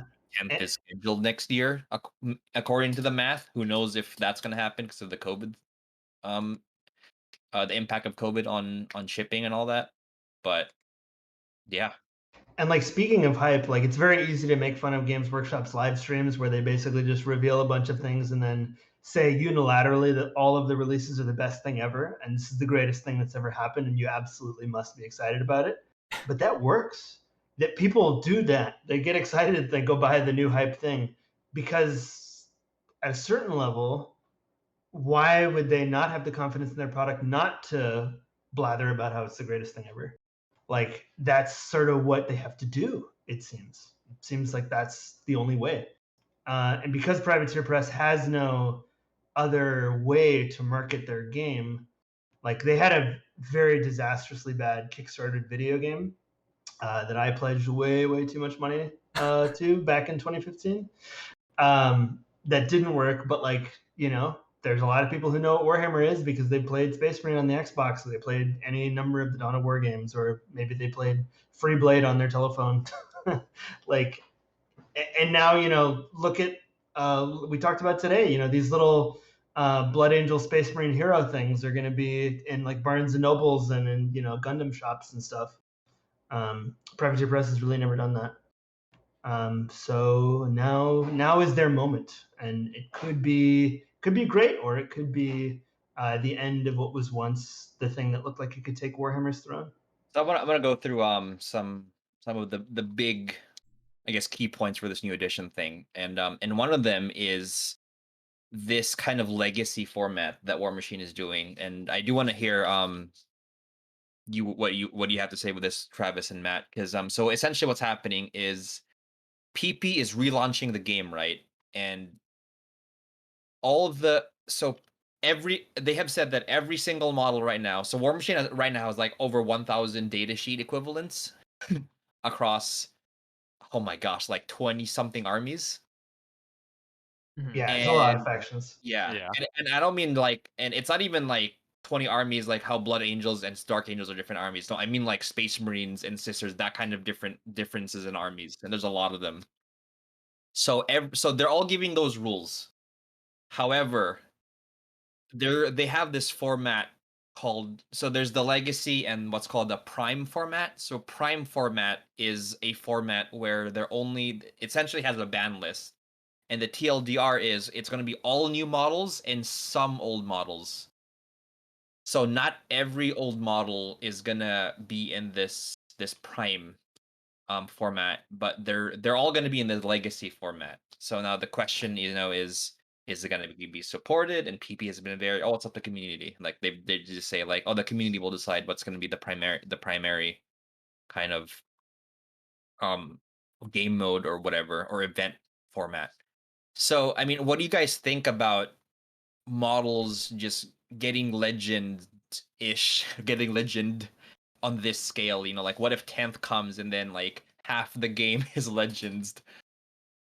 And for my personal opinion, I'd be a little upset if they did that in 40k, because I mean, when 40k did the legend stuff, I mean, none of that stuff like affected me, because it was primarily like all the old Space Marine stuff that got legend. So none of like my Eldar stuff got hit or anything like that. But so for me in 40k, it wouldn't be too much. But if my armies did get affected, I'd be pretty upset. In terms of Warmachine, because I don't play the game as competitively as I would say 40k, it wouldn't bother me too much. Now, if you said, because I mean, going from what you've told me, I'd still be able to use my old models. It would be like the what's it called, narrative play, 40k equivalent. Yeah, so because Privateer Press has said on record, it's in their blog and their website, that every model will get rules. So that's happening. It will be playable in the new edition. So at least, yes, all of your models will get rules. So yeah, I mean, as someone who's casual into the Warmachine, it doesn't really bother me, because I haven't looked at the list, so like I don't know if any of my Khador models have been legacied or not, but I'd probably just be playing the narrative play, because I mean, I don't know, John, would you be playing primarily Prime? Or I mean, Legacy? It's hard to tell. And it's also a question for you, Will, but it's hard to tell because I don't know what the scene's gonna be like. If I'm just playing with like you guys and Donnie or something, and you know, if Paulo gets into it or Travis gets into it, like I'll just be playing with you guys, right? Like, and we could just play like Legacy, you know. Like I personally have I'm not hyped. I mean, I'm hyped, and we'll talk about the sets later, but I'm not hyped enough to want to just play Prime. Like, and me caring about Prime is really contingent on like the LA community. Like if the LA community comes back and everyone plays Prime, then I'll play Prime. But it's like if people want to play Legacy, like I'll play the game. You know, I think the game mechanically is fun enough to want to even to play the narrative portion. What about you, Will? How do you feel about Prime and Legacy as someone who has models that will get Legacy? Yeah, most models that I have will be legacy. I mean, it is if a scene appears again, and I'm sort of not all that certain. I mean, there's a lot of uncertainty as to whether there will be one or not. I mean, if you're just playing with your friends, you can absolutely play any format you want, and then you're sort of good. Your evergreen is you basically can play any edition and any army and any rule set you want, as long as you continue to be friends with the people who play Garage Hammer with you, or Garage Machine in this case. But I think if Prime, I suspect like the new Prime format, their competitive format that they're going to be supporting going forward, is going to be the thing that most people care about, then that's probably what I'm going to have to do. I mean, it could very much be the case where most people just play Legacy and they don't play Prime, and then I probably would be playing Legacy. But it's, again, like with all war games, like if you have nobody to play with, like for example, if I were to move away and like all the people I play, I play games with, I don't have access to them anymore, and I'm in like a new town or city or something, I'm gonna have to play whatever most other people are playing because I can find games. That's the tough thing about this. Like, war games don't have a single player mode aside from the hobbying that you do, or the list building that you do, or reading your codex, or whatever it may be. You're very much at the mercy of what other people care about. Very true. What about you, Travis? Any thoughts on these? Oh, actually, Travis, I want to frame it this way. What if because you play competitively, what if for 10th edition, right, they had a rotating list of models you could use in competitive? How would you feel about that? So if it was like if they literally had a black and white list of models that you could use, it would be very poorly received. I wouldn't like it because you lose the, like, I feel like what is it, like probably like 80% of the tables at any given tournament are people who are not necessarily bringing a medalist, excuse me, and they're bringing, something kind of goofy or weird, and they like to think they're Sean Naden, and they're like, oh, my like unique list is gonna win games, and maybe I'll make it. It's like the hope, the dream. That's what most people like to do. I feel like, based on my experience, right? So like I feel like if they did that, it would be very detrimental to the scene. But if you think about how the meta works anyway, just because of how slow the rules kind of can roll out, and like obviously they've gotten faster. This isn't, a shitty, fuck them judgment or anything, but it's like when a codex comes out, if the rules make it so, sometimes just certain models are the only ones people will bring anyway, right? So like yeah. if the rules suck, people will leave it at home. So there's kind of that system, and I think if they did that with Warhammer in particular, it wouldn't go very well just because of how huge the scope is, right? Yeah. But with Warmachine, if it works, if you know what I mean, if they're starting fresh and it works that way, then more power to them. If they can do it and it works, do it. But I don't think it would play very well in 40K. Right. It's funny because like like RTB1, the first Space Marine kit, is playable in right now. There's rules for that. Next one, right? Yeah. So it's, and I guess it goes to because Warmachine is, its goal is not to make necessarily cool models, but to make a balanced competitive war game. That having having 1,000+ data sheets is detrimental to that, because you got to balance it all now. Yeah. That reset button kind of makes sense of like let's start over with a new edition. Let's rebalance the game. I mean, I think it is a new edition, but I think the reset button phrase you just used, John, is exactly right, because this is a massive reset button. Like this is just as big in terms of a shakeup to the existing product line as Age of Sigmar from Warhammer Fantasy was. Like most of these metal models are going to go away forever, and most of the range is metal models, and they won't make anymore. And like at some point, like they must have known that was going to happen, but like this is the big band-aid, and it's a serious doozy to pull it off.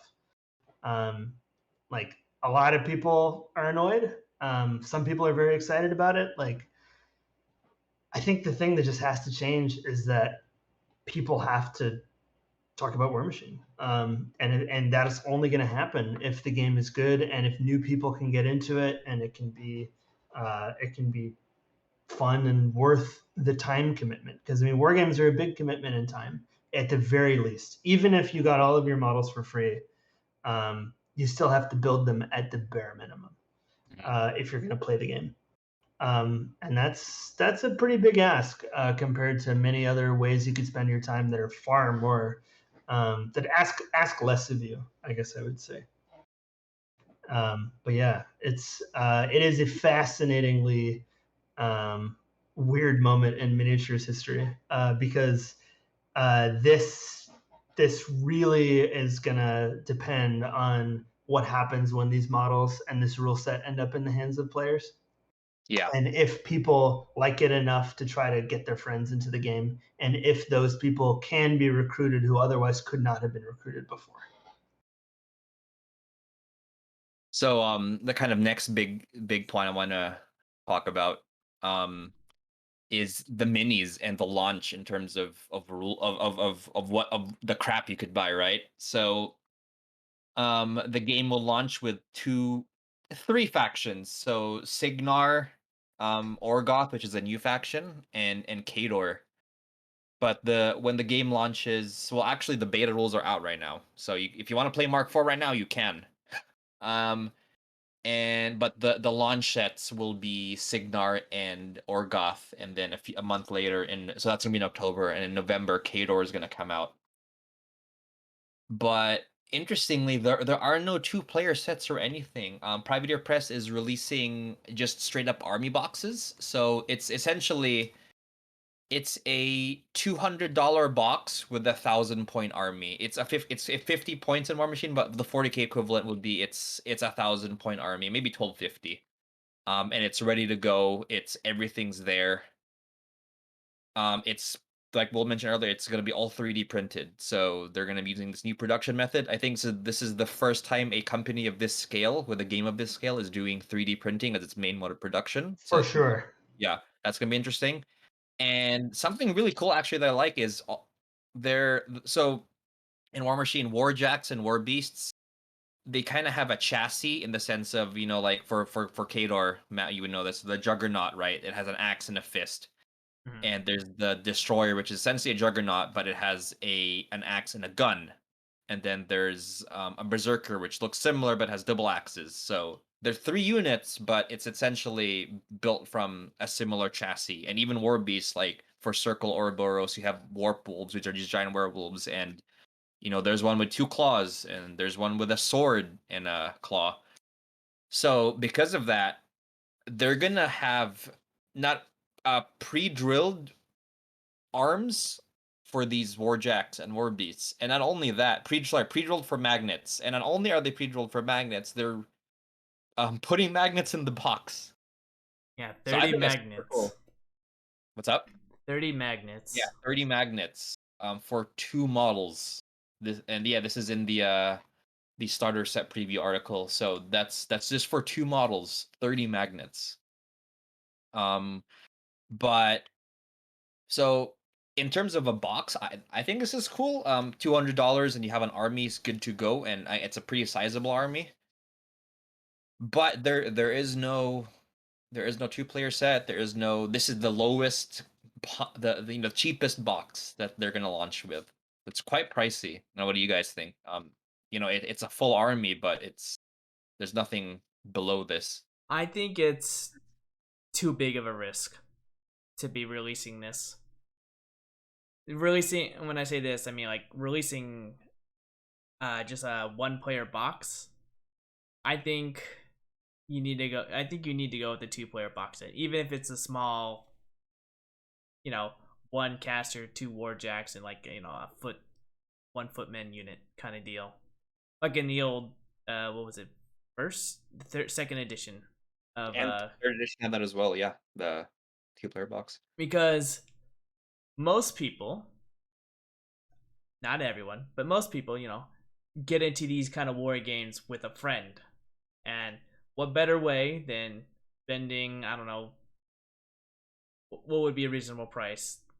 $120 on a 2-player box set that has all the rules and 2 different factions. So you can play one faction and your buddy plays the other faction. And then, with that one purchase, sure, you only got $120, but you got 2 customers out of that one deal. Oops. With this, you get a fully ready army. So, for veterans out there, John, Will, me to an extent, if we're interested in these armies, we can be like, yeah, I'm going to buy this box and add it to my collection and it'll be great. But if you give this to like a new person, I don't know. I think the 2-player box set is what's needed, but maybe that's down the pipeline. It's also sort of a terrifying prospect from like a dollar to model perspective, compared to the offerings from Games Workshop.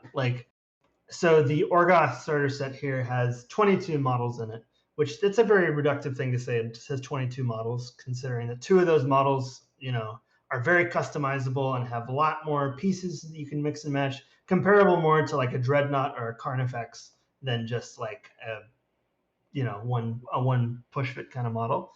But like for $50, you can get the 40k recruit edition, which gets you 20 models. And this $200 box gives you 22 models. And yes, that recruit edition, those models have basically no options on them at all. And you don't have enough to really play the game. You have enough to like see if you think, models are fun, basically. But that there's no lower entry point is very interesting, because Privateer Press for a long time had very low entry points where you would basically get a teeny tiny force that was like $35, you would get, you would get your main character, and then you would get like 2 or 3 warjacks or war beasts, which are like the very powerful units that the game is built around. There's nothing like that anymore. It's just this. Well, I'm sure that, those options will come down in the future, but as this is their launch, it's too steep, especially for $200. It's a lot. It's a lot to ask for, because I know in our group chat, one person has been very vocal about the price point of this, and I kind of agree with him with how is unpopular the right word? How low the player base is for this game, at least in our area. It's a heavy investment to go into. Yeah, and I think you put it well, Matt. That it's like a risk, because it's a great deal. Like if you could get a ready to go army for $200 and it's playable, and no like, oh, I need an HQ or I need a heavy support. No, like this is it. This is your army.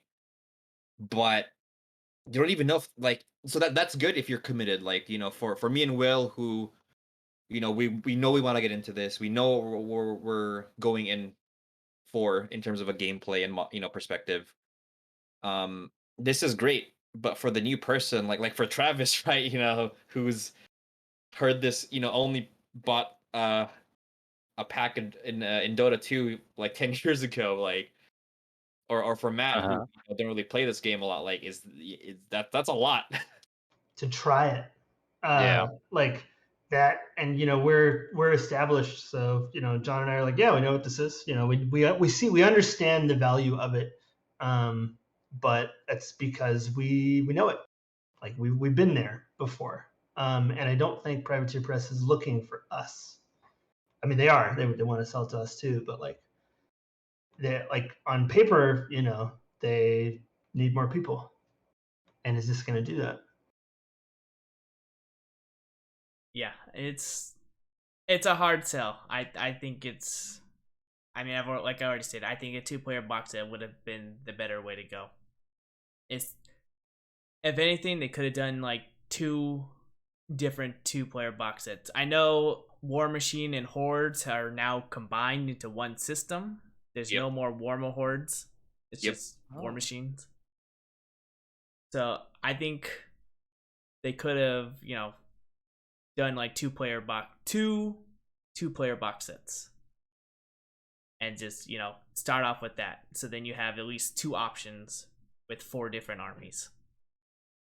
It's all small, but again, get 2 players for the price of 1 box who will continue to buy more items instead of giving them a full army, and then who knows if they'll actually play the game or continue to buy more after this. It's also hugely dependent on the rollout that would come out after this anyway, because even if this 1 box set, which is one of the only things that's available, is a great deal, if there's nothing to come out later and quickly that's going to allow you to diversify your force and have different stuff, then a lot of people are going to be playing the same few small factions against each other, which was sort of a growing pain of like the first year of Star Wars Legion, where, I mean, how long did Legion only have 2 factions, John? A year, and that was and that's why I didn't get into the game when it came out, because like it's just a 2-faction game with barely there was like 3 commanders per 2 or 3 commanders per faction, and that's not a lot. And it's interesting too, going off of the price thing, just how transparent, because Games Workshop, we give them crap for not being transparent, and it's funny because PP is, it kind of feels too transparent. Like they're laying out exactly what you need for a full army. So you have in this article it says to get a tournament ready army, you get your $200 box, right? That's 50 points. And the next purchase would be the army expansion for 175. That'll push your army to 75 points, and that's more or less the tournament standard. So you're looking at 200, 370, $400 essentially for an art, and we know that this $400 will get you a tournament army. I mean, you could do the math for 40K, but I don't think it's something Games Workshop tells you like, hey guys, you want to play a tournament? This is what you're expecting to drop. And on one hand, it's nice that you know, but also it's like, holy crap, it's $400 playing steamrollers. Yeah. My God. How do you feel, Travis? Like, just about the price point in general. yeah, the price point and just how I guess the price point to play like a tournament ready army. Yeah, I mean I guess it's like you were saying earlier. I agree with Matt. I guess just playing devil's advocate in that I think it's a little too steep, especially for a single pop. Mhm. But if the kind of core ideal of the company is that they know what they're I mean the idea is they know what they're doing and the people who play the game know what they're doing. Is and that it's rules focused and it's like you're meant to be playing like, at least in the past you made it sound like you're meant to be playing the competitive way because it's about the rules, right? Yep. So if that's the case and you know that your investment, that money you're putting into it is good, is going to be for good stuff, is going to be getting you a lot of play, you can take it to a tournament and be good to go, then I don't think it's too steep. But convincing the average everyday schmo who's never heard of your game before to drop that much money and try it out is, yeah, I mean, I know it's just repeating the same thing, but it's a lot to ask. So like I guess I get how they could see how it's a good idea, but it'll be interesting. But maybe this is just an initial rollout to get the people like you and Will who are, expectant and are gonna probably buy it anyway in on it, and then start some word of mouth, and then they'll roll out a I don't know, like a more new friendly box pretty close in the future. I don't know. Man, I would hope that's the plan.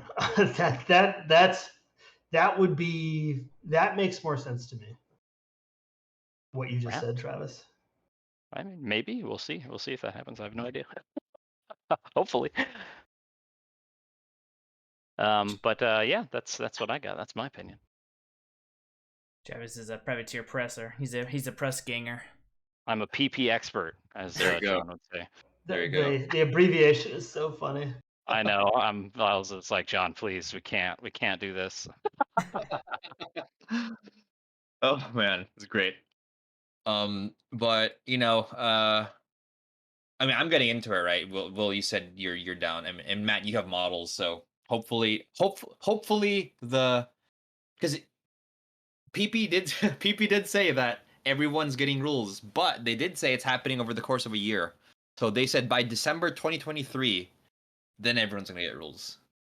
So I hope Homegirl Sorsha gets rules in October when they release those first sets of faction rules, because in October every faction will get some rules, is what they said. Not the whole faction, but every faction will have a set of models that are playable. I don't know, man. You made me really depressed when you said like half my characters were dead, lore wise. Oh, absolutely. Oh, entire factions are gone lore wise. I mean, it is very different from Warhammer in that way. Like it is so like the fact that like one of the new factions they're rolling out is like a replacement basically for an old faction that's been completely eradicated. Basically, the benefits of having like a living storyline that like change is that like it's dynamic and characters can die and there's real stakes and consequences. But the downside is your favorite character could cease to be, and your favorite faction could just like not exist anymore, and then you don't get any new models for them most likely. That's like the most depressing thing I've heard. Yeah, it is. It is very, very interesting. And the thing is, not to be super cynical, but hopefully the new edition works out well so that they can get to October 2023. They got to make it. Yeah, they gotta make it. They got to get there. There's no one going to come bail them out unless Right. Wizards of the Coast decides to buy them and be like, okay, you make you make models for us now, I guess. Well, it's all dependent on this gamble they're taking right now. Yeah. And I mean, John just said that the beta rules are out. So, if they get good enough reception, good word of mouth gets out there, and more people make videos on it, it could do well. But we're gonna have to wait and see, because a lot of models got squatted for now. So I know that would definitely make a lot of people angry, even though they could play Legacy, but it's very much in the customer's hands now. Yeah. Mm-hmm. This game's gonna live or die. And that's the gamble they took. Well, yeah, we'll see. Who knows? I mean, 40K is in a not so hyped spot right now overall. Like, a lot of people are complaining about 9th edition and the codex, the variance in power, the constant updates, etc. So who knows? Maybe people will start playing Warmachine again, and whether they look at their old models or they start new armies and, like you said, generate talk, generate hype. Maybe that'll push the game forward. We'll see. I mean, that's what happened before. Yeah. Final thing I want to talk about is just the models, where we play miniatures games. So what do you guys think? I mean, Matt, like, new Khador, what do you think? Now we pull up these new Khador models here. These 3 Khador models. I mean, the Warjacks look nice. I like them. The new character, it's not Scotia, so I don't really care. What if it's like her kid or something? Huh? What if it's like her kid or something? Nah, it's not the same. Unless they can freeze the enemy, so I can do critical damage. It's not the same. Okay. Warmachine and Hordes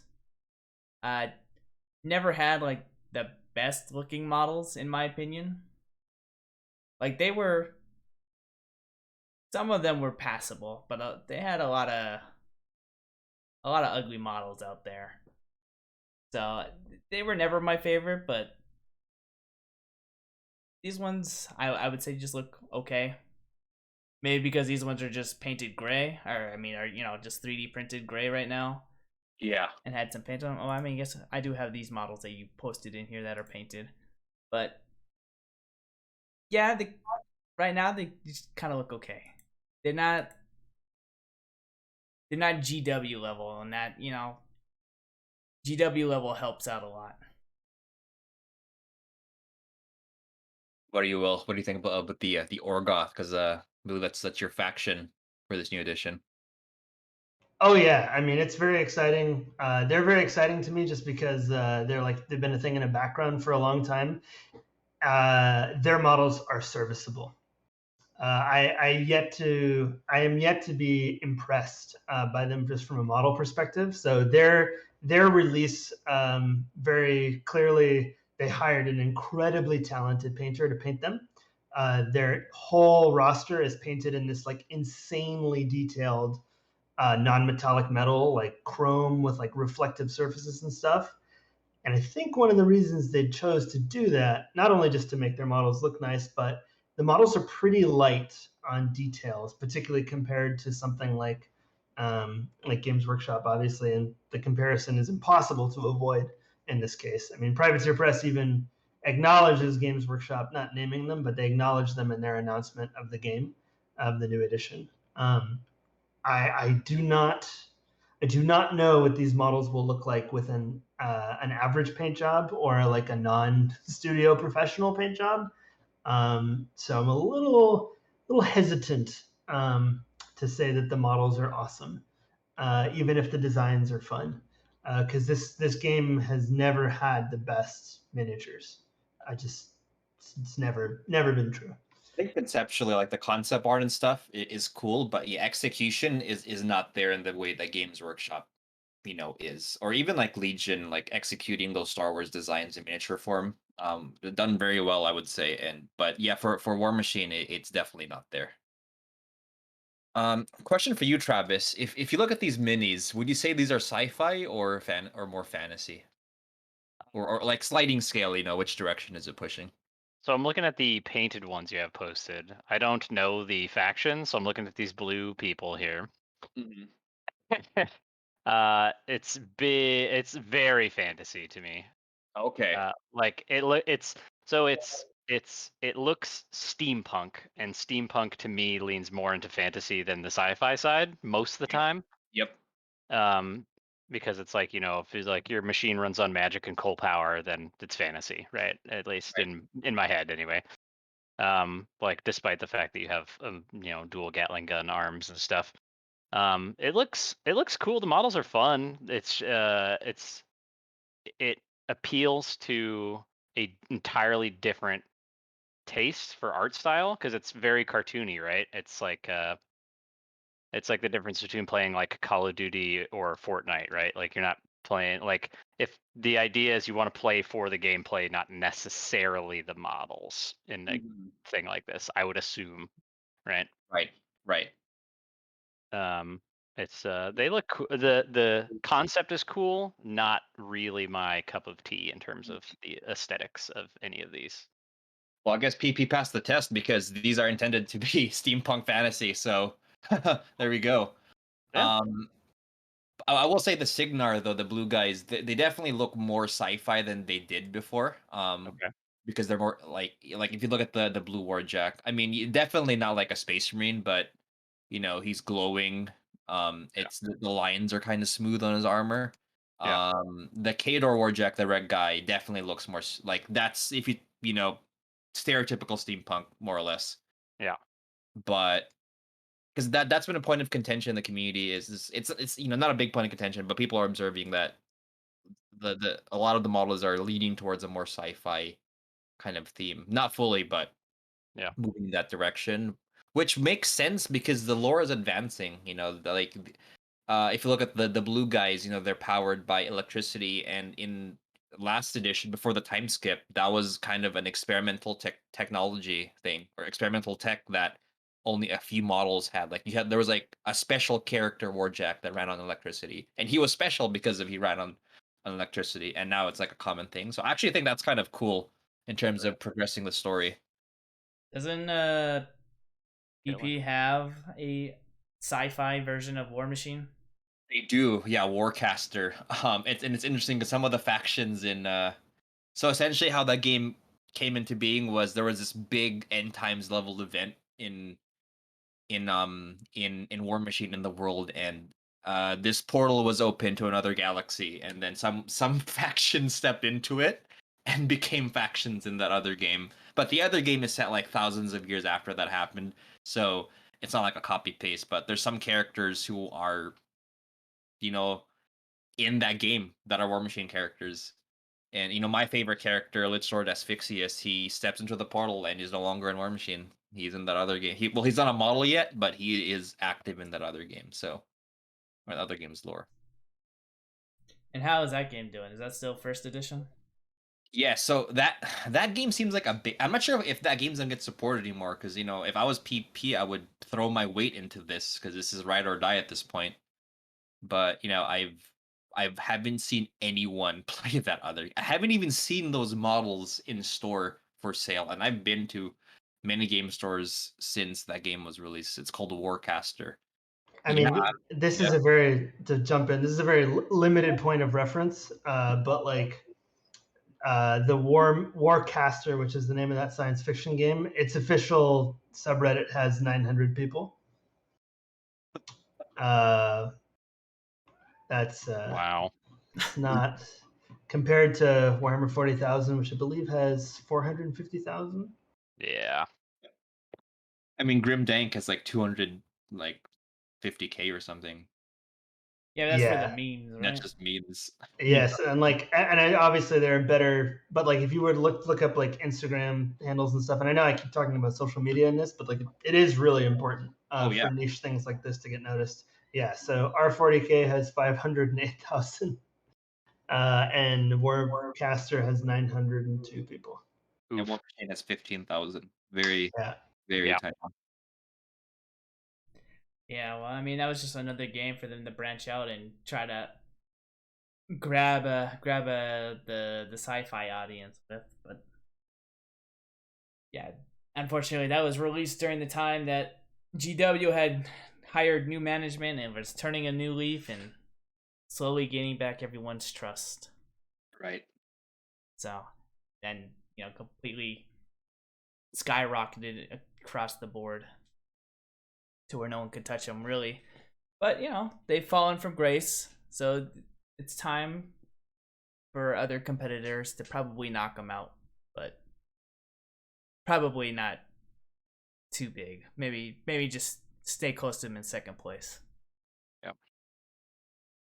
But I mean, what is it? Second place isn't even this anymore, is it? Second place is like Marvel Crisis Protocol. I think so. Yeah, I think MVP is Or- gaining a lot of traction. Or maybe Legion. I know that's pretty close up there too. Yeah, So they have more competition than ever before. and ultimately, like we're to kind of close out the Warmachine talk. I think that's the one thing Privateer Press needs to understand too, is that it's not only Warhammer. You have these other games, and going back to your $200 starter set, it's like, how are you going to sell this to new people when they could start MCP for $90, or they could start Legion for like $150? Yeah. And I think those new Legion battle forces we talked about on cast, they're $150, and that's a full army, Yeah. In Warmachine, it's what, like we said earlier, $400 to have a full army. So And if you were to buy the same kit twice, you still couldn't do that because the Warcaster character is unique. So it wouldn't be just a matter of doubling it up. And doubling it up might not even be good. yeah, Yeah.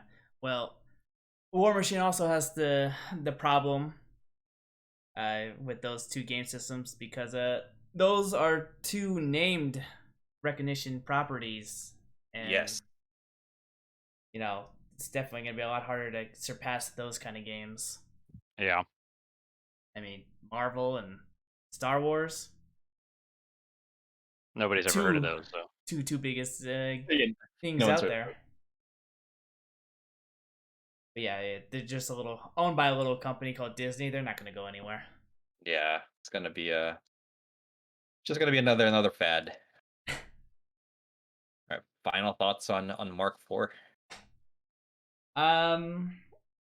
I'd be down to try it out, see what it's like, because honestly, I think I only played the beta rules for 3rd edition, because that was when the hobby store I was working at moved to locations to like somewhere really far away,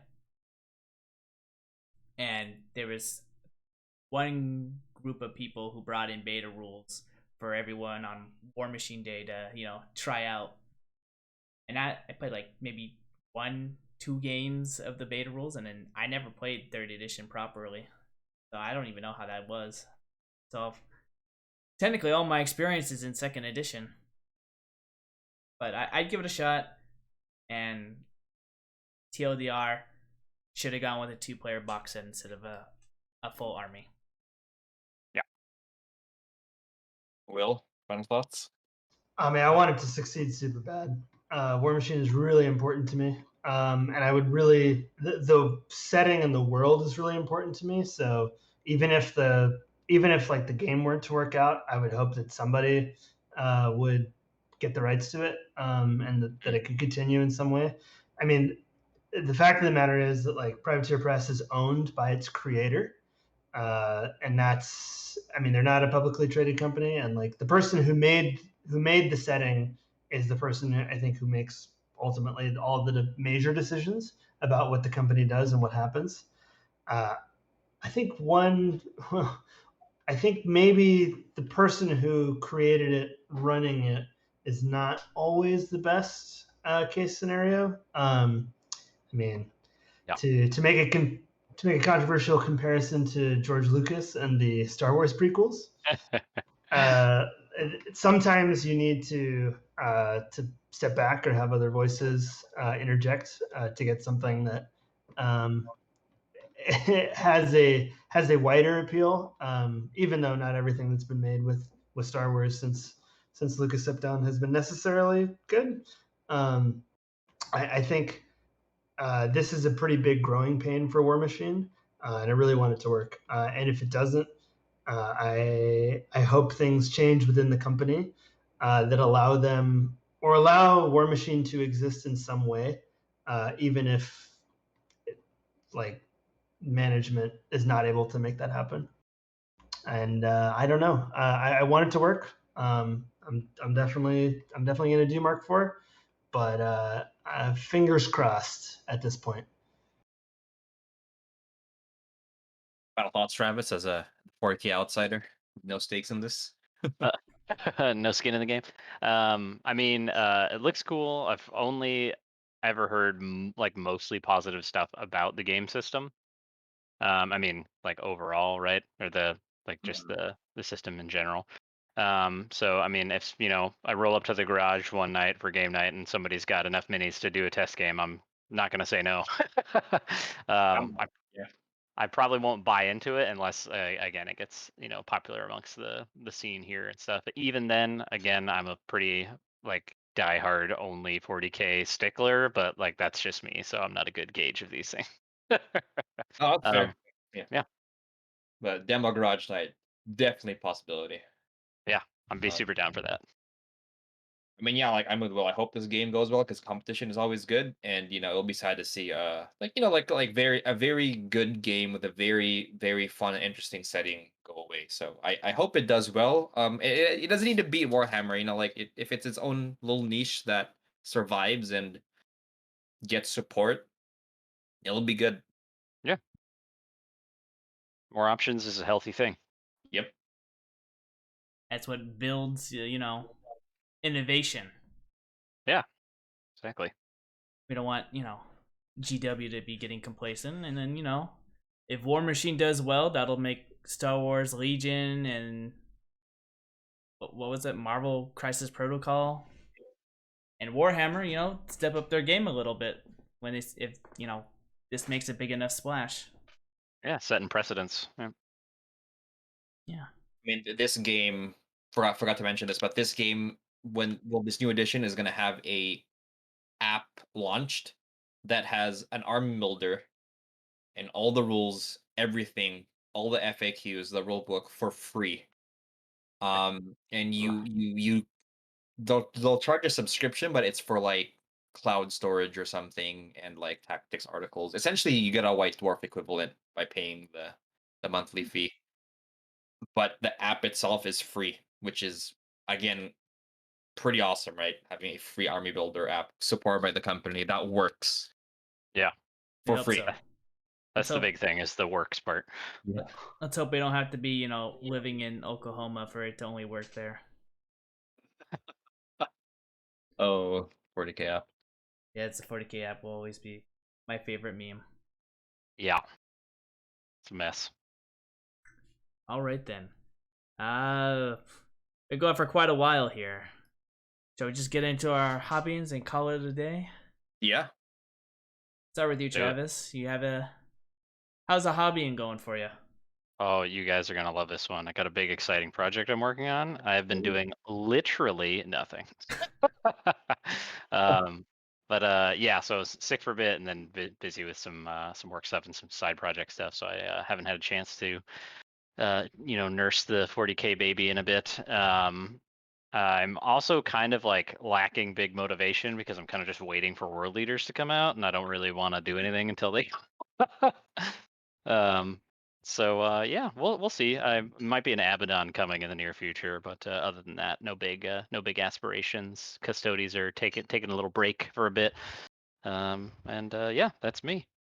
I thought you were gonna say something like, "I've been sculpting Angron out of green stuff because I can't wait." I'm not that desperate. No, a little bit desperate. Just slap a Bloodthirster head on my Stampa and call it a day. This counts. What about you, Will? So I've actually been painting stuff for Conquest: Last Argument of Kings, which is that teeny tiny, very new game that we were talking about earlier. I just happen to like that right now. John and I played a game of it last weekend, and we had some fun. That I mean, it's kind of fun doing something that's completely a different IP from anything I've worked on. And it's like their models are mostly plastic. They have some resin, but they're moving towards doing everything in plastic. And their plastic is pretty good, but their designs tend to be stranger than a lot of stuff we see from other companies. So I've been having fun working on those slowly. So yeah, that's what I've been doing these days. And what about you, John? Yeah, played that game with Conquest with Will, which has spurred me to work on my Conquest projects. But other than that, just more Heresy. I painted some Mechanicum last week to prepare for the August launch of the book. Hopefully that's still happening in August. Hopefully it's, early August and not like August 31 pre-order or whatever. But yeah, just Heresy and Conquest. Warmachine, so they're releasing limited edition which is so dumb. So they're gonna have a limited edition starter set of like a Warcaster and 2 Warjacks out during Gen Con this week, and I'm gonna be picking that up. And I think Willie will be your Yeah, I'm gonna do that too. They said it's very limited stock, so we'll see. Yeah, Do you know what it is, or is it? it's Signar and Orgoth. Oh. Okay, so nothing I have to worry about. Perfect. Yes, nothing I have to worry about. But what the hell, PP? Like, why is this limited release? This should be a standard launch product. Pretty dumb. Oh man. Well, you gotta follow the GW, FOMO, right? You true. make it be That's like, true. this is very limited. You want to get this, you better buy our Gen Con ticket so you can get this model. They do their FOMO pretty aggressively because they have like special mini crate thing that's like exclusive sculpts that are like more expensive than normal sculpts, and then they go away. So they try to do the FOMO, but they're not as good at it as GW is. Yeah. Well, they probably don't have the production like GW, so. Yeah. At least this Gen Con box is going to be available online for the duration of a Gen Con until it sells out. So I'm going to try to. Well, I don't even know when it's coming out. I should do some research. I couldn't figure it out, dude. I was trying to find out too. I have no idea. It's of uh, course one of the most important things, and they haven't posted when it's gonna happen. That's a mystery. well, isn't Gen Con in August? It's this week. It's gonna be someday this week. Yep, someday this week. Yep. Okay, so yeah, we'll figure it out. But yeah, good luck with that. Best of luck. Thank you. I need it. Yeah. In terms of me, I painted. I said I was gonna paint that Flames of Scion warband. I painted one model. Oh. Yeah, That's so nailed it. One model. one model. Hell yeah! I was like, I told John I'm gonna paint this warband up. It's gonna be beautiful. I painted this one model on stream, and I was like, I've done my deed for the week. I don't need to paint anymore. So, I feel a little disappointed. So I'll probably finish the rest of them. Dude, that Scion's gonna get a friend because otherwise he's like, dude, I'm ready. I am the warband. You know what? He's finished. That guy is finished, and that's what matters. He's done. That's one model down. Just out of the hundreds. I'm gonna say hundreds of models that I have left to paint. I don't want to. I hope to God I don't have 1,000 models to paint. That would crush my soul. But yeah, I got one model done, and then in terms of gaming, I got 2 games of Star Wars Legion in. Oh. Yeah. Yeah, I started getting back, or not getting back, trying to learn how to play Star Wars Legion again. So it was interesting. Definitely need to diversify my units, because as cool as my army is, movement 1, it's not very good. For those who don't know, I run the good guys, the Imperials. I run 2 snowtrooper units, Operator Vader and General Veers. I play the what's the scrimmage, 500 points? Yeah, because I haven't invested enough to go any bigger. But yeah, when you have those movement objective missions. Speed 1, not good. Definitely need some speed on my hands here. But it was fun. Had a lot of good times, and definitely a lot of bloody games. And I must say, I hate I was gonna say Chewbacca's. That's not what they're called. Wookiees. I hate Wookiees. Wookiees are OP. Why would you say that? Because 3 wounds a model and hitting like trucks, that's brutal. That is a brutal model. I see why back when John was talking about the Wookiee power, how strong those things are. They are nasty. But yeah, that's what I got that in. I hope to get some more games in, but we'll see. We shall see, because it sounds like Warmachine might be peeking its head around the corner. So yeah. Well, the core box launches in October, so got a few months. Yeah, but the beta rules are out now. That's well, no, only so they only have rules for Krix and Menoth. So factions that aren't getting releases, like here's some beta rules for you. Oh. What? It's crazy. Yes. Yeah, so Warmachine, going back to Warmachine a bit. So Warmachine launched with Khador, Krix, Signar, and Menoth, and then some other factions were added. And the new launch is gonna have just Khador, Signar, and the new faction Orgoth. And Krix and Menoth, in the lore, they're actually Menoth as a nation is destroyed, so they're not even in the lore anymore. But here's some beta rules. Fun Crazy. times. Like Menoth is destroyed? Yeah, I think in the last big event, the country was destroyed by civil war and the demon invasion. So they like migrated east or something, and yeah. Just to clarify for the audience, Menoth are basically the Inquisition, right? Yeah, like hyper religious knights. Yeah. Zealots. Yep. They're the Space Marines in terms of aesthetic. Interesting. I didn't know that. I guess that's a living story for you. Yep. But also very interesting that they're getting beta rules considering they're completely destroyed. Maybe they'll come back. Consolation prize of like, sorry, no launch. Here's some rules for your models early. Well, very interesting. Anything else you guys want to talk about before we wrap it up here? I think that's it. That was a fun 100th episode. Looking forward to 100 more. Way to go, guys! You made it to the big 100. I know. Couldn't have done Now it without what? GW. Now what do you do?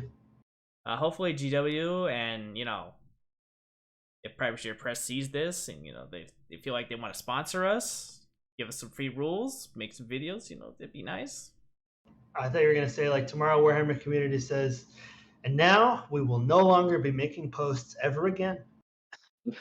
This is the end of that. If you want your news, you'll have to imagine it for yourselves.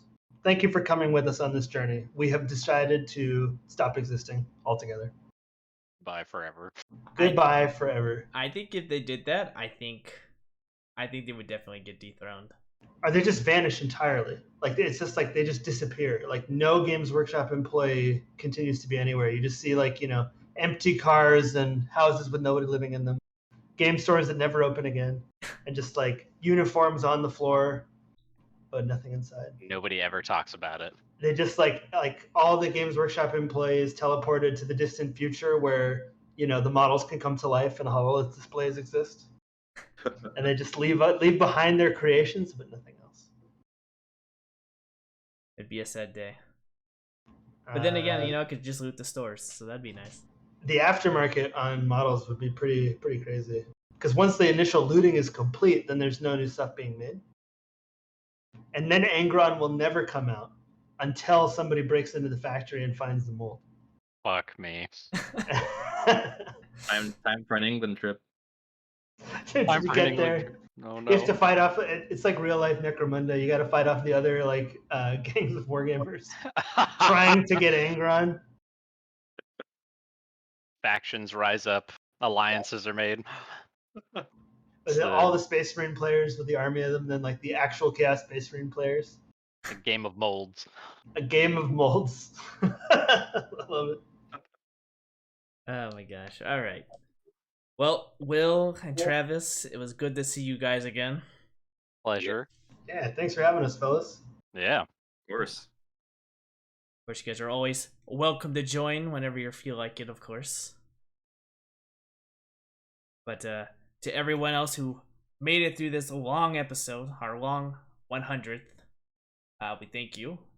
And go ahead and leave comments, like, and help us out. And we'll all see you next time. Goodbye, everyone. Later, everyone. Bye. Until next time.